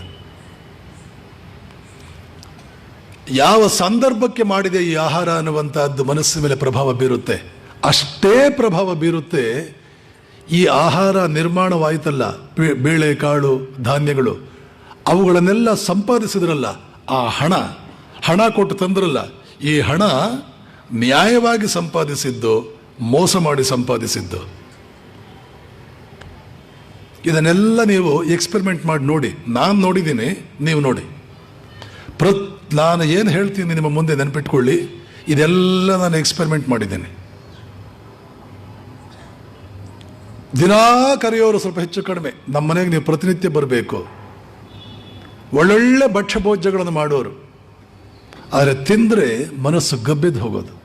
ನನಗೆ ಬಿಡಿ, ನಮ್ಮ ಡ್ರೈವರ್ ಹೇಳಿಬಿಟ್ಟ, ಸ್ವಾಮೀಜಿ ನಮ್ಮ ಆಶ್ರಮದಲ್ಲಿ ಎಷ್ಟೇ ಸಿಂಪಲ್ ಇರಲಿ ಊಟ ತಿಂದರೆ ಮನಸ್ಸಿಗೆ ಭಾಳ ಖುಷಿ ಇರುತ್ತೆ. ಕೆಲವರು ಮನೆಗಳಲ್ಲಿ ಎಂತೆಂಥದ್ದೋ ಬಡಿಸ್ತಾರೆ, ಮನಸ್ಸೆಲ್ಲ ಹಾಳಾಗಿ ಹೋಗುತ್ತೆ. ಎಲ್ಲ ನಿನಗೂ ಅರ್ಥವಾಯ್ತೇನೋ ಮನಸ್ಸೆಲ್ಲ ಅಂದ್ಕೊಂಡೆ. ಆಶ್ರಮದ ಕಾರಿನ ಡ್ರೈವರ್ಗೆ ಗೊತ್ತಾಯ್ತಿದೆ. ಆದ್ದರಿಂದ ಡಿ ವಿ ಗುಂಡಪ್ಪನವ್ರು ಹೇಳ್ತಾರೆ, ಊಟ ಮಾಡ್ತಾ ಇದೆಯಲ್ಲ ಮನುಷ್ಯ, ನಿನ್ನ ಅನ್ನವನ್ನು ಬೇಯಿಸಿದ ನೀರು, ನಿನ್ನ ಬೆವರ ಹನಿಯೋ ಮತ್ತೊಬ್ಬರ ಕಣ್ಣೀರ ಹನಿಯೋ ಸ್ವಲ್ಪ ನೋಡು. ನಿನ್ನ ಅಕ್ಕಿಯನ್ನು ಬೇಯಿಸುತ್ತಲ್ಲ ನೀರು, ಅನ್ನ ಮಾಡುವಾಗ ನಿನ್ನ ಬೆವರ ಹನಿಯಿಂದ ಬಂದ ನೀರ ಅದು, ಅಥವಾ ಮತ್ತೊಬ್ಬರ ಕಣ್ಣೀರ ಹನಿಯ? ಆದ್ದರಿಂದ ಈ ಮಟ್ಟಿಗೆ ಆಹಾರದಲ್ಲಿ ಎಚ್ಚರಿಕೆಯಿಂದ ಇರಬೇಕು. ಆಶ್ರಯ ದೋಷ ಮತ್ತು ತಗೊಂಡು ಅಡುಗೆ ಮನೆಯಿಂದ ತಂದಿಲ್ಲಿ ಬಡಿಸ್ತಾರಲ್ಲ, ಆ ಮನುಷ್ಯನ ವಿಷಯದಲ್ಲೂ ಎಚ್ಚರಿಕೆಯಿಂದ ಇರಬೇಕು. ಆದ್ದರಿಂದ ಕೆಲವು ಸನ್ಯಾಸಿಗಳು ಕೆಲವು ನಿಯಮಗಳನ್ನು ಇಟ್ಕೊಳ್ತಾರೆ. ಯಾರಂದ್ರೆ ಅವರು ಬಡಿಸಿದ್ರೆ ತಗೊಳ್ಳಲ್ಲ, ಅದಕ್ಕೆ ಆಕ್ಷೇಪಣೆ ತೆಗಿತಾರೆ. ಬರೀ ಅವ್ರ ಕೈಯಲ್ಲೇ ಬಡಿಸ್ಕೊಳ್ತಾರೆ, ನಮ್ಮ ಕೈಯಲ್ಲಿ ಬಡಿಸ್ಕೊಳ್ಳಲ್ಲ. ಅಂದರೆ ಅಫ್ಕೋರ್ಸ್ ಜನೈನಾಗಿ ಸನ್ಯಾಸಿಗಳಿಗೆ ರಾಮಕೃಷ್ಣರು ಇದನ್ನು ಅದ್ಭುತವಾಗಿ ಸ್ಪಷ್ಟವಾಗಿ ರಿಜೆಕ್ಟ್ ಮಾಡ್ತಾ ಇದ್ರು. ಬೇಡ ಇದು. ಒಂದು ಸಲ ಒಬ್ಬ ತಂದಿದ್ದು ಯಾವುದೋ ಒಂದು ಆಹಾರ ನಾಲಿಗೆ ಮೇಲೆ ಇಟ್ಕೊಂಡ್ರು, ಕೆಂಡ ಇಟ್ಕೊಂಡ್ರೆ ಹೇಗಾಗುತ್ತೆ ಹಾಗಾಯ್ತು, ಉಗುಳು ಬಿಟ್ರು ಅಲ್ಲೇ. ಓಹೋ ಪುಣ್ಯಾತ್ಮ, ಆ ಗಂಗೆ ನೀರು ತಗೋ, ಬಾಯಿ ಮುಕ್ಕಳಿಸಿದ್ರು ಗಂಗೆ ನೀರು ಹಾಕ್ಕೊಂಡು. ಯಾಕೆ? ಅವನು ನ್ಯಾಯವಾಗಿ ಗಳಿಸಿದ ಹಣದಿಂದ ಮಾಡಿದ್ದಲ್ಲ, ಅವನು ತಂದುಕೊಟ್ಟ ತಿಂಡಿ. ಶಾರದಾ ಮಾತೆ ಬಿಟ್ಟು ಇನ್ನೊಬ್ಬರು ಅಡುಗೆ ತಂದುಕೊಡೋ ಹಾಗಿರಲಿಲ್ಲ. ನರೇಂದ್ರ ಶಿಷ್ಯರು ಬೇರೆ. ಒಂದು ದಿನ ಯಾವುದೋ ಒಬ್ಬಳು ಅಡುಗೆ ತಂದುಕೊಟ್ಟು ಬಿಟ್ಲು. ಕಿರಿಚಾಡಿಬಿಟ್ರು ರಾಮಕೃಷ್ಣರು ಅದನ್ನು ನಾಲ್ಗೆ ಮೇಲೆ ಇಟ್ಕೊಂಡು. ಶಾರದಾ ಮಾತೆಗೆ ಹೇಳಿದರು, ನಾಳೆಯಿಂದ ಯಾರಂದರೆ ಅವ್ರ ಕೈಯಿಂದ ನಾನು ಊಟ ಕಳಿಸೋದಿಲ್ಲ ಅಂತ ಮಾತು ಕೊಡು ನನಗೆ. ಕೆಂಡದ ನಾನು ಹೇಗೆ ತಿನ್ನಲಿ, ಯಾರ್ಯಾರು ತಂದರೆ ಅದನ್ನು. ಅಷ್ಟು ಸೂಕ್ಷ್ಮವಾಗಿತ್ತು ಅವರ ಶರೀರ. ನಾಣ್ಯ, ನರೇಂದ್ರ ದುಪ್ಪಟ್ಟದ ಕೆಳಗಡೆ, ಹಾಸಿಗೆ ದುಪ್ಪಟ್ಟದ ಕೆಳಗಡೆ ಒಂದು ನಾಣ್ಯ ಇಟ್ಟು ಪರೀಕ್ಷೆ ಮಾಡಿದ ರಾಮಕೃಷ್ಣರನ್ನು. ನನಗೆ ನಾಣ್ಯ ಮುಟ್ಟಿದ್ರೆ ಆಗಲ್ಲ, ಕಾಮ ಕಾಂಚನ ಎರಡನ್ನೂ ತಿರಸ್ಕರಿಸಿಬಿಟ್ಟಿದ್ದೇನೆ ಅಂತ ರಾಮಕೃಷ್ಣರು ಹೇಳಿದ್ದರು. ನರೇಂದ್ರ ಕೇಳಿಸ್ಕೊಂಡ, ನಂಬಲಿಲ್ಲ ಅವನು. ಹೀಗೆಲ್ಲ ಇರುತ್ತೆ ಅಂತ ಗೊತ್ತೇ ಇರಲಿಲ್ಲ ಅವನಿಗೆ. ಅವರು ರಾಮಕೃಷ್ಣರು ಕಲ್ಕತ್ತಾಗ ಹೋಗಿದ್ದಾಗ ದುಪ್ಪಟ್ಟದ ಕೆಳಗಡೆ ಒಂದು ನಾಣ್ಯ ಇಟ್ಬಿಟ್ಟ. ಬರ್ತಾರೆ, ಕೂಡ್ತಾರೆ, ನೋಡೋಣ ಏನಾಗುತ್ತೆ ಅವ್ರಿಗೆ. ಬಂದು ಕೂತಿದ್ದೆ ತಡ ಚೇಳು ಕುಟುಕಿದ್ರೆ ಹಾರ್ತಾರಲ್ಲ, ಹಾಗೆ ಹಾರಿದ್ರು ರಾಮಕೃಷ್ಣರು. ಏನೋ ಇದೆ ನೋಡಲ್ಲಿ. ಆವಾಗ ಶಿಷ್ಯರು ಹಾಸಿಗೆ ಕೆಡುವುದ್ರೆ ಠಣ್ ಅಂತ ಒಂದು ನಾಣ್ಯ ಬಿತ್ತು. ನರೇಂದ್ರ ಇದನ್ನು ದೂರದಿಂದ ಸೈಲೆಂಟಾಗಿ ಗಮನಿಸ್ತಾ ಇದ್ದ. ರಾಮಕೃಷ್ಣ ಗೊತ್ತಾಯಿತು ನರೇಂದ್ರನೇ ಮಾಡಿರೋದಿದು. ಹೀಗೆ ಆಧ್ಯಾತ್ಮಿಕ ಜೀವನದಲ್ಲಿ, ಧ್ಯಾನ ಜೀವನದಲ್ಲಿ ಸ್ವಲ್ಪ ಸೂಕ್ಷ್ಮವಾಗಿ ಹೋಗ್ತಾ ಹೋಗ್ತಾ ಆಹಾರದಲ್ಲಿ ಕೆಲವು ನಿಯಮಗಳನ್ನು ತಗೋಬೇಕಾಗುತ್ತೆ. ತಂದುಕೊಟ್ಟವರು ಆಶ್ರಯ ದೋಷ, ಯಾವ ಅನ್ಯಾಯದ ಹಣದಿಂದ ಸಂಪಾದನೆ ಮಾಡಲಾಗಿದೆಯಾ ಮತ್ತು ಬಹಳ ಹಳೆಯದಾಗಿದೆಯಾ, ಆಹಾರ ಹಳೆಯದಾಗ್ಬಿಟ್ಟಿದೆಯಾ. ಈಗ ರೆಫ್ರಿಜರೇಟರ್ ಕಲ್ಚರ್, ಫ್ರಿಡ್ಜ್ನಲ್ಲಿ ಯಾವಾಗಲೂ ಒಂದು ಗೊಜ್ಜು, ಸಂಡೇ ಗೊಜ್ಜು ಮಾಡು, ಮುಂದಿನ ಸಂಡೇವರೆಗೂ ಫ್ರಿಡ್ಜಲ್ಲಿಡು, ಅದನ್ನೇ ತಿನ್ನು. ಹಳೆಯ ಆಹಾರಗಳನ್ನು ತಿನ್ನಬಾರದು. ಇದೆಲ್ಲ ಅನ್ವಯಿಸೋದು ಸತ್ವಗುಣಕ್ಕೆ ಹೋಗಬೇಕು, ಸತ್ವಗುಣದಲ್ಲೇ ನೆಲೆ ನಿಲ್ಲಬೇಕು ಅಂತ ಆಸೆ ಇರೋರಿಗೆ. ತಮೋಗುಣಿಗಳಿಗೆ ಯಾವ ಪ್ರಾಬ್ಲಮ್ಮೂ ಇಲ್ಲ, ರಜೋಗುಣಿಗಳಿಗೆ ಯಾವ ಪ್ರಾಬ್ಲಮ್ಮೂ ಇಲ್ಲ. ಈಗಿರುವ ಗುಣದಿಂದ ಮೇಲಕ್ಕೆ ಹೋಗಬೇಕು. ಈಗ ನಾನು ತಮೋಗುಣಿಯೋ ರಜೋಗುಣಿಯೋ ಆಗಿದ್ದೇನೆ. ಸತ್ವಗುಣ ಅವನ ಲಕ್ಷಣಗಳೇ ಬೇರೆ ಇರುತ್ತೆ. ಸತ್ವಗುಣಿಯ ಲಕ್ಷಣ ಭಗವದ್ಗೀತೆಯಲ್ಲಿ ಗುಣತ್ರಯ ವಿಭಾಗ ಯೋಗೋ ನಾಮ ಅಂತ ಒಂದು ಚಾಪ್ಟರ್ ಬರುತ್ತೆ. ಗುಣತ್ರಯ, ತ್ರಯ ಅಂದರೆ 3. ರಜೋಗುಣಿಗಳು ಹೇಗಿರ್ತಾರೆ, ತಮೋಗುಣಿಗಳು ಹೇಗಿರ್ತಾರೆ, ಇದನ್ನು ಸಿಂಬಲ್ ಆಗಿ ನಮ್ಮ ಪುರಾಣಗಳಲ್ಲಿ ಸೇರಿಸಿದ್ದಾರೆ. ಪುರಾಣಗಳೆಲ್ಲ ಸಿಂಬಾಲಿಕ್. ತಮೋಗುಣ ಅಂದರೆ ಎಮ್ಮೆ. ಯಾಕೆ? ಅದಕ್ಕೆ ಗ್ರಹಣ ಶಕ್ತಿ ಬಹಳ ಕಡಿಮೆ. ಯಾರಾದರೂ ಎಮ್ಮೆಗೆ ಹೊಡೆದ್ರೆ ನೀವು 5ನೇ ಸಲ ಹೊಡೆದಾಗ ಗೊತ್ತಾಗುತ್ತೆ ನನಗೆ ಯಾರೋ ಹೊಡಿತಾ ಇದ್ದಾರೆ ಅಂತ. ಮೊದಲನೇ ಸಲ ಹೊಡೆದ್ರೆ ಈ ಜಗತ್ತಿನಲ್ಲಿ ಒಂದು ಘಟನೆ ಆಯಿತು ಅಂತಲೇ ಗೊತ್ತಾಗಲ್ಲ ಅದಕ್ಕೆ. ನೀವು 2ನೇ ಸಲ ಹೊಡೀರಿ, ಎಲ್ಲೋ ಐವಾನ್ ಶಾಹಿ ಹತ್ರ ಒಂದು ಶಬ್ದ ಬರ್ತಾ ಇದೆಯಲ್ಲ, ಅಲ್ಲೆಲ್ಲೋ ಯಾರೋ ಏನೋ ಶಬ್ದ ಮಾಡ್ತಿದ್ದಾರೆ, ಪಟ್ ಅಂತ ಹೊಡೆದ್ರಿ ನೀವು, ಎಲ್ಲೋ ದೂರದಲ್ಲಿ ಶಬ್ದ. 3ನೇ ಸಲ ಹೊಡೀರಿ, ಹತ್ತಿರದಲ್ಲೇ ರೋಟ್ರಿ ಸ್ಕೂಲ್ನಲ್ಲೇ ಶಬ್ದ ಆಗ್ತಾ ಇದೆ. 4ನೇ ಸಲ ಹೊಡೆದ್ರಿ, ಬಹುಶಃ ನನಗೇ ಹೊಡಿತಾ ಇದ್ದಾರೆ ಅಂತ ಕಾಣುತ್ತೆ, ಇನ್ನು ಕನ್ಫರ್ಮೇಷನ್ ಬರಬೇಕು. 5ನೇ ಸಲ ಹೊಡೆದ್ರಿ, ಕನ್ಫರ್ಮ್ ಆಯಿತು. ಇದು ತಮೋಗುಣಿಯ ಲಕ್ಷಣ. ಅನುಭವಗಳಿಂದ ಪಾಠ ಕಲಿಯಲ್ಲ ಅವನು. ಒಂದು ಪೆಟ್ಟಿಗೆ ಪಾಠ ಕಲಿಯಲ್ಲ, ಪೆಟ್ಟುಗಳ ಮೇಲೆ ಪೆಟ್ಟು ಬಿದ್ದರೂ ಪಾಠ ಕಲಿಯಲ್ಲ. ಇಂಥವ್ರಿಗೆಲ್ಲ ಒಂದೇ ಭಾಷೆ ಅರ್ಥವಾಗುವುದು, ಏನದು? ಶಸ್ತ್ರಗಳಿಂದ ಅವರನ್ನು ಚುಚ್ಚುವುದು, ಕಠಿಣವಾದ ಶಿಕ್ಷೆ.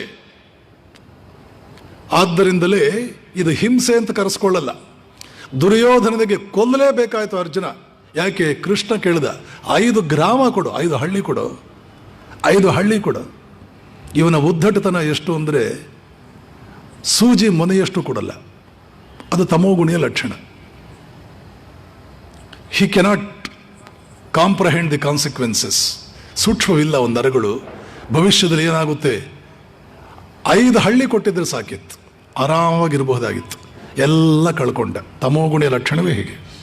ಇನ್ನು ರಜೋಗುಣಿ frightfully active, very active, not knowing where to go and what to do. ಗುರಿ ಗೊತ್ತಿಲ್ಲ, 100 ದಾರಿಗಳು ಅವನಿಗೆ. ಎಲ್ಲಿ ಹೊರಟಿದೀಯಾ ಗೊತ್ತಿಲ್ಲ, ಗುರಿ ಗೊತ್ತಿಲ್ಲ. ಗೊತ್ತಿಲ್ಲ ಅಂದ್ರೆ ಏನು? ಇದು ಜೀವನದ ಗುರಿ, ಇಲ್ಲಿಗೆ ನಾನು ಹೋಗಬೇಕು, ಇದೇ ನನ್ನ ಗುರಿ. ಇದು ಒಂದು ಗುರಿ ಆಗುತ್ತೆ, ಅದು ಗುರಿ ಆಗುತ್ತೆ, ಅದು ಗುರಿ ಆಗುತ್ತೆ, ಇದು ಗುರಿ ಆಗುತ್ತೆ.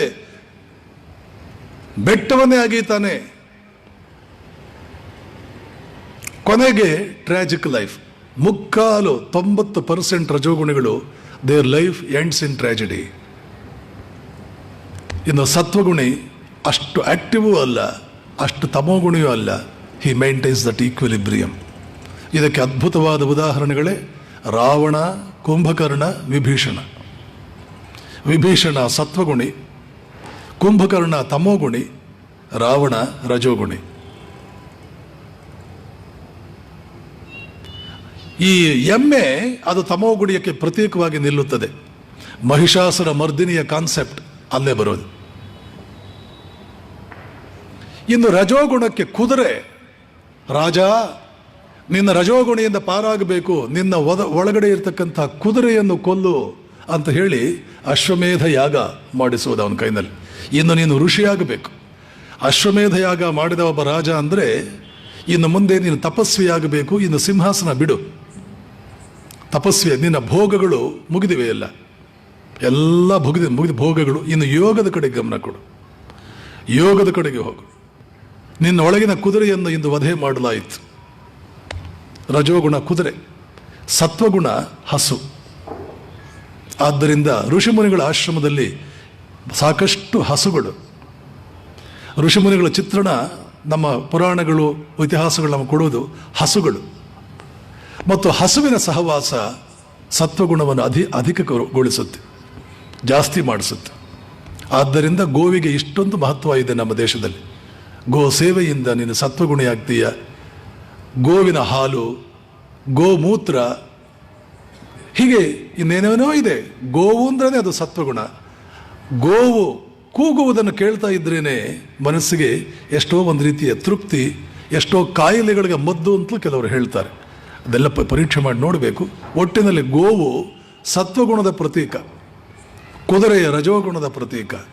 ಈ ಮಹಿಷ ಎಮ್ಮೆ ಅದು ತಮೋಗುಣದ ಪ್ರತೀಕ. ಆಹಾರ, ಈ ವಿಷಯದಲ್ಲಿ ನೀನು ಶ್ರದ್ಧೆಯಿಂದ ಆಹಾರದ ನಿಯಮಗಳನ್ನು ಪಾಲಿಸಿಕೊಂಡು ಬಂದರೆ ತಮೋಗುಣಿಯಿಂದ ರಜೋಗುಣಿ ಆಗ್ತೀಯ. ತಮೋಗುಣಿ ಇವನು ವರ್ಕರ್ ಅಲ್ಲ, ಆಸೆಗಳು. ಹೇಗೋ ತನ್ನ by hook or by crook, more by crook, ಹೇಗೋ ಸನ್ಮಾರ್ಗದಲ್ಲೋ ದುರ್ಮಾರ್ಗದಲ್ಲೋ ನನಗೆ ಬೇಕಾದ್ದನ್ನು ಪಡೆದುಕೊಳ್ಬೇಕು. ಮೋಸವೋ ನ್ಯಾಯವೋ ಅನ್ಯಾಯವೋ ಗೊತ್ತಿಲ್ಲ, ನಾನು ಬೇಕಾದ್ದು ಪಡ್ಕೊಳ್ಬೇಕು. ಇದು ತಮೋಗುಣಿ. ನಿನ್ನ ಪ್ರಯತ್ನದಿಂದ ಪಡ್ಕೋ, ಇದು ರಜೋಗುಣಿ. ನೀನು ಪಡ್ಕೊಳ್ಳೋದ್ರಲ್ಲೂ ಶಾಶ್ವತವಾಗಿ ನಿನಗೆ ಯಾವ ಆನಂದವನ್ನು ಕೊಡುತ್ತೆ ಅದನ್ನು ಪಡ್ಕೋ. ತಾತ್ಕಾಲಿಕವಾಗಿ ನಿನಗೆ ಆನಂದ ಕೊಡುವುದನ್ನೆಲ್ಲ ಶಾಶ್ವತವಾಗಿ ಆನಂದವನ್ನು ಕೊಡುತ್ತಲ್ಲ, ಅದಕ್ಕಾಗಿ ಉಪಯೋಗಿಸ್ಕೋ, ಅದನ್ನು ಪಡೆದುಕೊಳ್ಳೋದಕ್ಕೋಸ್ಕರ ಉಪಯೋಗಿಸ್ಕೋ. ಇದು ಸತ್ವಗುಣಿ. ಈಗ ನಾವು ಬಾಯಿಂದ ಹೋಗುವ ಆಹಾರವನ್ನು ಮಾತ್ರ ನೋಡಿದ್ದೀವಿ. ನೆನಪಿಟ್ಕೊಳ್ಳಿ, ಆಹಾರ ಅಂದರೆ ಕೇವಲ ಅಷ್ಟೇ ಅಲ್ಲ. ಬಾಯಿಂದ ಹೋಗುವ ಆಹಾರಕ್ಕಿಂತಲೂ 10 ಪಟ್ಟು ಮುಖ್ಯವಾದ್ದು ನಿಮ್ಮ ಕಣ್ಣಿನಿಂದ ನಿಮ್ಮ ಒಳಗಡೆ ಹೋಗ್ತಾ ಇರುವ ಆಹಾರ. ನೀನು ನೋಡುವ ದೃಶ್ಯಗಳು ಯಾವುದು? ಬೀದಿಯಲ್ಲಿ ಹೋಗುವಾಗ ನಿನ್ನ ದೃಶ್ಯ, ನಿನ್ನ ಗಮನ, ಕಣ್ಣು ಯಾವ ಕಡೆಗಿದೆ? ಮನೆಯಲ್ಲಿದ್ದಾಗ ನಿನ್ನ ಕಣ್ಣು ಯಾವುದನ್ನು ನೋಡುತ್ತೆ? ನಿನ್ನ ಕಣ್ಣು ಏನನ್ನಾದರೂ ನೋಡುವಾಗ ಯಾವುದನ್ನು ಗಮನಿಸುತ್ತೆ? ಅದು ಗಮನ ಕೊಟ್ಟು ನೋಡೋದು ಯಾವುದನ್ನ? ದೇವರ ಮುಂದೆ ನಿಂತ್ಕೊಳ್ತೀವಿ, ಎಷ್ಟೋ ಜನ ದೇವರಿಗೆ ಹಾಕಿರೋ ಒಡವೆ ನೋಡ್ತಾರೆ. ಭಗವಂತನ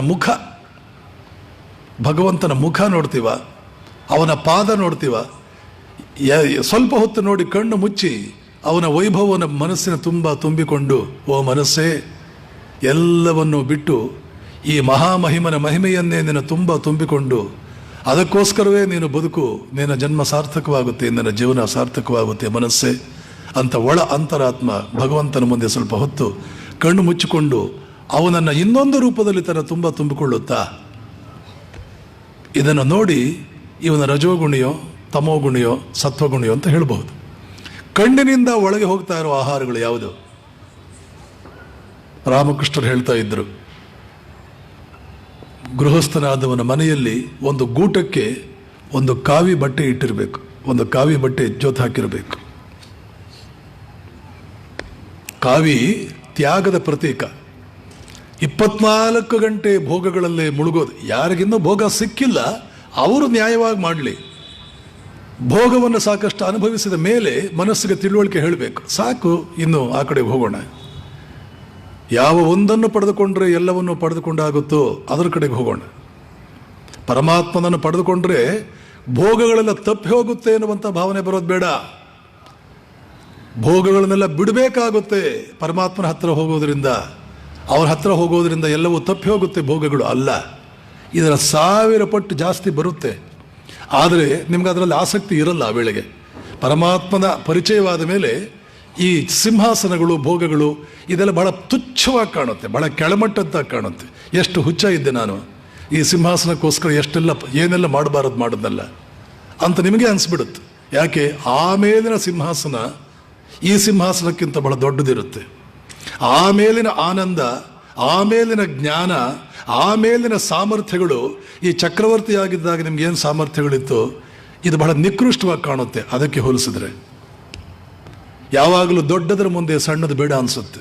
ಹಾಗೆ ಪರಮಾತ್ಮನನ್ನು ಪಡೆದುಕೊಂಡ್ರೆ ಪ್ರತಿಯೊಂದು ನಿಮಗೆ ಕೈಗೆ ಎಟುಕುತ್ತೆ.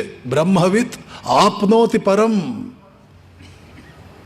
ತೈತ್ರಿಯ ಉಪನಿಷತ್ತು ಹೇಳುತ್ತೆ, ಬ್ರಹ್ಮವನ್ನು ಪಡ್ಕೊಂಡ ಎಲ್ಲವೂ ಸಿಗುತ್ತೆ ಅವನಿಗೆ.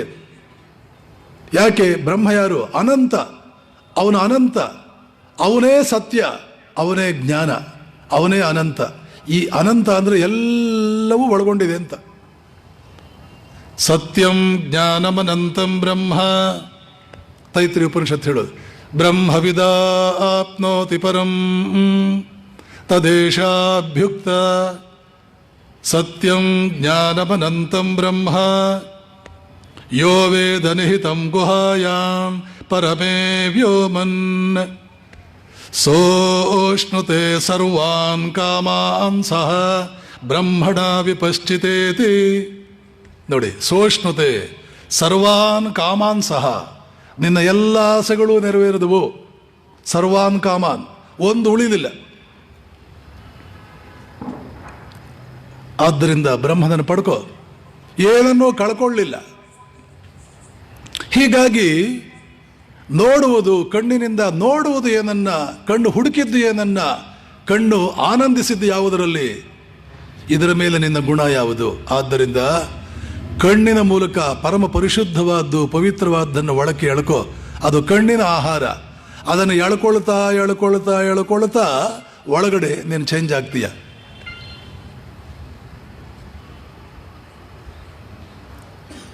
ಕುಲಶೇಖರ ಆಳ್ವಾರ್ ಅಂತ ಹೇಳಿ ತಮಿಳುನಾಡಿನ ಆಳ್ವಾರ್ ವೈಷ್ಣವ ಸಂತರು ಅವರು ಹೇಳೋರು, ಜಿಹ್ವೇ ಕೀರ್ತಯ ಕೇಶವೋ ಮುರರಿಪುಂ ಚೇತೋ ಭಜ ಶ್ರೀಧರಂ. ಬರುತ್ತೆ ಅದು. ಪಾಣಿದ್ವಂದ್ವ ಸಮರ್ಚಯ ಅಚ್ಯುತ ಕಥ ಶ್ರೋತ್ರದ್ವಯತ್ವಂ ಶೃಣಂ ಕೃಷ್ಣಂ ಲೋಕಯ ಲೋಚನದ್ವಯ ಹರೆ ಗಚ್ಛ್ವಾಂಗ್ರಿ ಯುಗ್ಮಾಲಯಂ ಜಿಘ್ರಘ್ರಾಣ ಮುಕುಂದ ಪಾದ ತುಳಸೀಂ ಮೂರ್ಧನ್ನ ಮಾಧೋಕ್ಷಜಂ. ಕುಲಶೇಖರ ಆಳ್ವಾರ್. ಜಿಹ್ವೆ ಕೀರ್ತಯ ಕೇಶವೋ ಮುರರಿಪಂ. ನಾಲಿಗೆ ನೀನು ಅದನ್ನು ಮಾಡು, ಕಿವಿ ನೀನು ಇದನ್ನು ಮಾಡು, ಕಣ್ಣು ನೀನು ಅದನ್ನು ಮಾಡು. ಇವೆಲ್ಲ ಸತ್ವಗುಣಕ್ಕೆ ಏರಬೇಕು. ಸತ್ವಗುಣಕ್ಕೆ ಏರಿದ್ರೆ ಒಂದು ರೀತಿ ಭಗವಂತನ ಊರಿಗೆ ನಾವು ಪ್ರವೇಶ ಮಾಡಿದ್ವಿ. ಇನ್ನು ಅವನ ಮನೆಗೆ ಹೋಗೋದು ಬಹಳ ದೂರ ಇಲ್ಲ.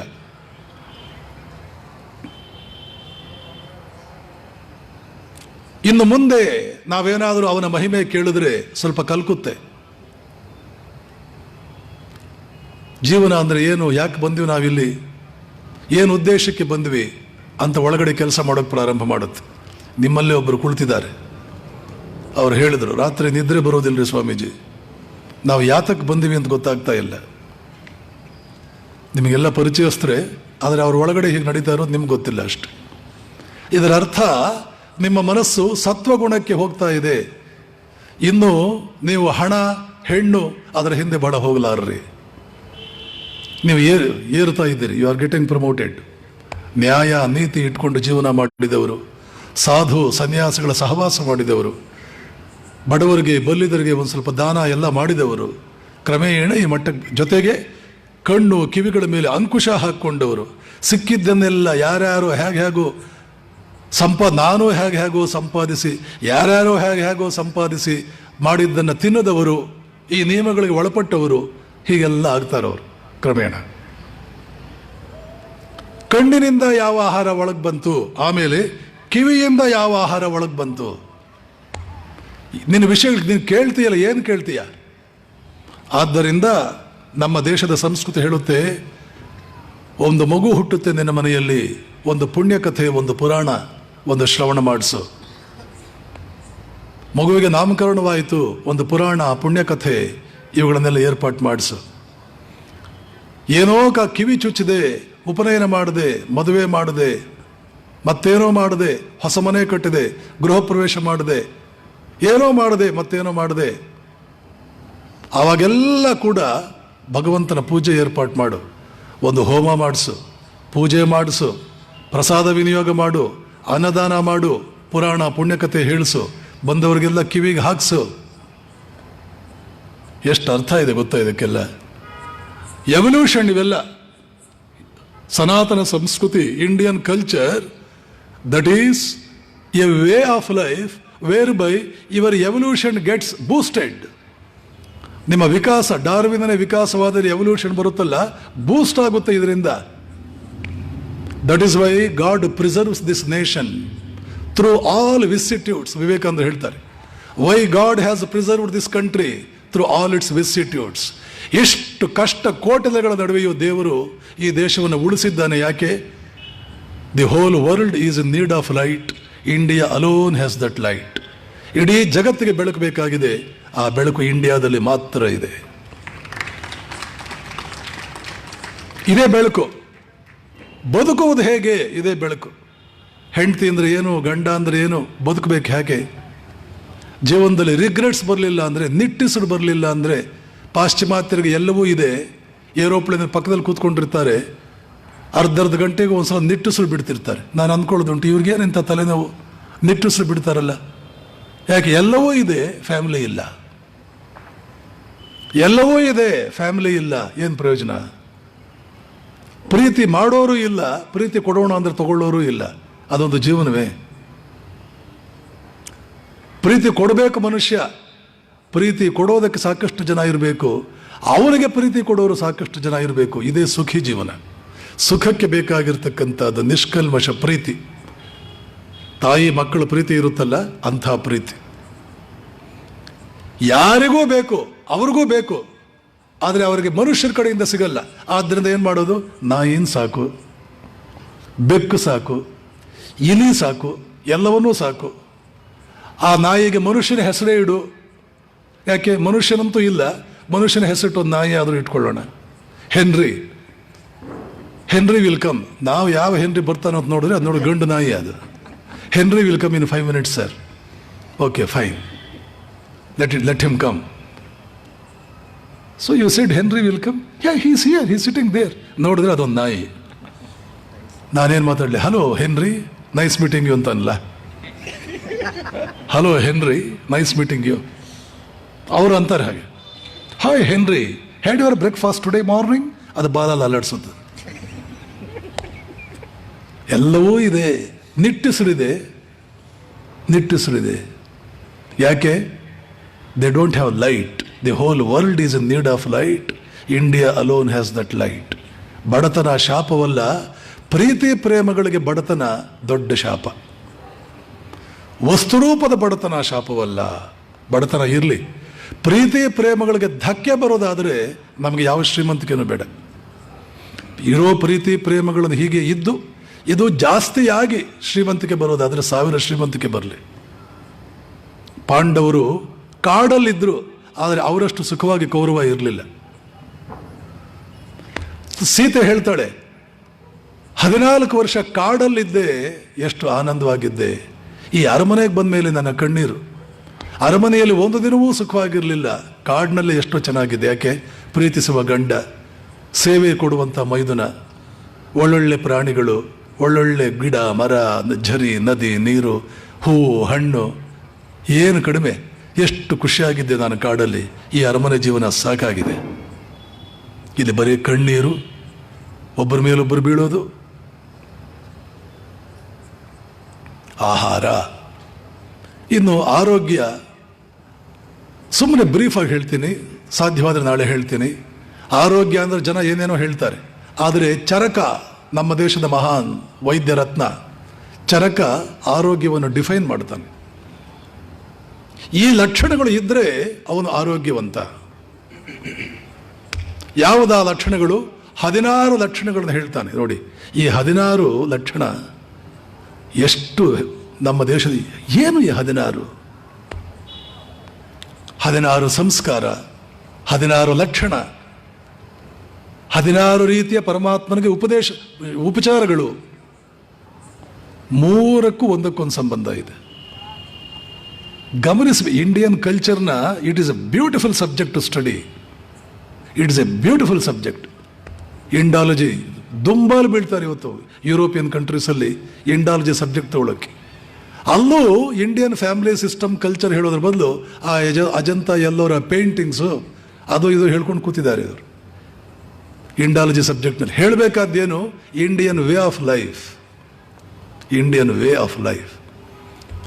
ಚರಕ ಹೇಳ್ತಾನೆ, ಈ 16 ಲಕ್ಷಣಗಳಿದ್ದರೆ ಅವನು ಆರೋಗ್ಯವಂತನಾಗಿದ್ದಾನೆ. ಇಲ್ಲ ಅಂದರೆ ಅವನ ಆರೋಗ್ಯದ ಕಡೆ ಗಮನ ಕೊಡಬೇಕು. ತಿಂದಿದ್ದೆಲ್ಲ ಜೀರ್ಣವಾಗ್ತಾ ಇದೆ. ಇವತ್ತು ನಮ್ಮ ವೆಸ್ಟರ್ನ್ ಕಲ್ಚರ್ಗೆ ನಾವು ಸಿಕ್ಕಿ ಡಾಕ್ಟ್ರ್ ಹತ್ರ ಹೋದರೆ, ಡಾಕ್ಟ್ರೇ ಆರೋಗ್ಯವಾಗಿದೆಯಾ? ಏನೋ ಗೊತ್ತಿಲ್ಲ ಡಾಕ್ಟ್ರೆ. ತಿಂದಿದ್ದೆಲ್ಲ ಜೀರ್ಣ ಆಗ್ತಾ ಇದೆಯಾ? ಜೀರ್ಣ ಆಗ್ತಾ ಇದೆ. ರಾತ್ರಿ ಚೆನ್ನಾಗಿ ನಿದ್ದೆ ಬರ್ತಾ ಇದೆಯಾ? ನಿದ್ದೆ ಬರ್ತಾ ಇದೆ. ಮಲಮೂತ್ರಾದಿಗಳ ವಿಸರ್ಜನೆ ಚೆನ್ನಾಗಾಗ್ತಾ ಇದೆಯಾ? ಚೆನ್ನಾಗಾಗ್ತಾ ಇದೆ. ಮತ್ತೆ ಯಾಕೆ ಬಂದಿರಿ ನನ್ನ ಹತ್ರ? ಆರಾಮಿದ್ದೀರಲ್ಲ? ತಿಂದಿದ್ದು ಜೀರ್ಣ ಆಗಿ ರಾತ್ರಿ ನಿದ್ದೆ ಬಂದು ಮಲಮೂತ್ರಾದಿಗಳು ಚೆನ್ನಾಗಾಗ್ಬಿಟ್ರೆ ಆರೋಗ್ಯ. ಇದನ್ನು ನಾನು ಅವಹೇಳನ ಮಾಡಲ್ಲ, ಇದು ಅತ್ಯಂತ ಸೀಮಿತ ಅರ್ಥ. ಇಂಡಿಯಾದಲ್ಲಿ ಯಾವತ್ತೂ ಸೀಮಿತ ಅರ್ಥಗಳು ಯಾವುದಕ್ಕೂ ಇಲ್ಲ. ಎಜುಕೇಷನ್ಗಿಲ್ಲ, ಲೈಫ್ಗಿಲ್ಲ, ವಿವಾಹಕ್ಕಿಲ್ಲ, ಉಪನಯನಕ್ಕಿಲ್ಲ, ಸಂಸ್ಕೃತಿಗಿಲ್ಲ, ಎಕ್ಸಿಸ್ಟೆನ್ಸ್, ಬದುಕು ಯಾವುದಕ್ಕೂ ನಾವು ಸೀಮಿತ ಅರ್ಥ ಇಟ್ಕೊಳ್ಳಿ. We want the whole of it. ಆದ್ದರಿಂದ ಚರಕ ಡಿಫೈನ್ ಮಾಡ್ತಾನೆ, ವಾಟ್ ಈಸ್ ಹೆಲ್ತ್. 16 ಲಕ್ಷಣ ನಿನ್ನಲ್ಲಿದೆಯಾ? ಪೂರ್ವಾಭಿಭಾಷಿ, ಸುಮುಖ, ಯಷ್ಟ, ಹೋತ, ದಾತ, ಅತಿಥೀನಾಂ ಪೂಜಕ, ಕಾಲೇ ಹಿತ ಮಿತ ಮಧುರಾರ್ಥವಾದಿ, ನಿಶ್ಚಿಂತ, ನಿರ್ಭೀಕ, ಹ್ಲೀಮಾನ್, ಧೀಮಾನ್, ದಕ್ಷ, ಕ್ಷಮಾವಾನ್, ಧಾರ್ಮಿಕ, ಆಸ್ತಿಕ, ಮಂಗಲಾಚಾರಶೀಲ. ಈ 16 ಲಕ್ಷಣ ಇದೆಯಾ? ನೀನು ಆರೋಗ್ಯವಂತ. ಕೊನೆಗೆ ಬಂದಿದ್ದು ಯಾವುದು? ಮಂಗಲಾಚಾರಶೀಲ. ಆಚಾರಗಳಲ್ಲಿ ಬಹಳ ಮಂಗಲಮಯವಾದ ಆಚಾರಗಳು. ಅನಾಚಾರಿ ಅಲ್ಲ, ಸದಾಚಾರಿ. ಸದಾಚಾರ ಸಂಪನ್ನನ, ಮಂಗಲಾಚಾರ ಸಂಪನ್ನ. ಎಷ್ಟು ವಿಶಾಲ ಒಂದೊಂದು ಏನು ಅರ್ಥ ಇದೆ ಗೊತ್ತಾ? ಎಷ್ಟು ಅರ್ಥ ಇದೆ ಗೊತ್ತಾ? ಇದು ಇಂಡಿಯಾ. This is India. ಹೀಗೆಲ್ಲ ಇದೆ. ಯಶಸ್ವಿ ಜೀವನ ತಿಳ್ಕೊಳ್ತಾ ಹೋದರೆ ಇದು ಗುಣಗಳನ್ನು ಮೇಲಕ್ಕೆ ಏರಿಸ್ತಾ ಹೋಗೋದಕ್ಕೆ ಆಹಾರ. ಇನ್ನೂ ಇದೆ ಆಹಾರ ಅಂದ್ರೇನು ಅನ್ನುವಂಥದ್ದನ್ನು ಸಮಯವಾಗಿದೆ. ಎಲ್ಲ ವಿಷಯಗಳನ್ನು ಪರಮಾತ್ಮನ ಕೃಪೆಯಿಂದ ನಾಳೆ ಹೇಳ್ತೇನೆ ಅಂತ ಹೇಳಿ ಇವತ್ತು ಶ್ರೀರಾಮಕೃಷ್ಣರ ಚರಣಗಳಲ್ಲಿ ಈ 4 ಮಾತುಗಳನ್ನು ಸಮರ್ಪಣೆ ಮಾಡ್ತೇನೆ. ಓಂ ತತ್ಸತ್. ಶ್ರೀರಾಮಕೃಷ್ಣಾರ್ಪಣಮಸ್ತು. ಜೈಕಾರದೊಂದಿಗೆ ಕಾರ್ಯಕ್ರಮ ಮುಕ್ತಾಯ ಮಾಡೋಣ. ಜೈ ಶ್ರೀ ಭಗವಾನ್ ರಾಮಕೃಷ್ಣ ಪರಮಹಂಸ ದೇವಕಿ ಜೈ. ಶ್ರೀ ಮಾತಾ ಶ್ರೀ ಶಾರದಾ ಮಾಯಿ ಕಿ ಜೈ. ಶ್ರೀಮತ್ ಸ್ವಾಮಿ ವಿವೇಕಾನಂದ ಜಿ ಮಹಾರಾಜ್ ಜಿ ಕಿ ಜೈ. ಶ್ರೀ ಶ್ರೀ ದುರ್ಗಾ ಮಾಯಿ ಕಿ.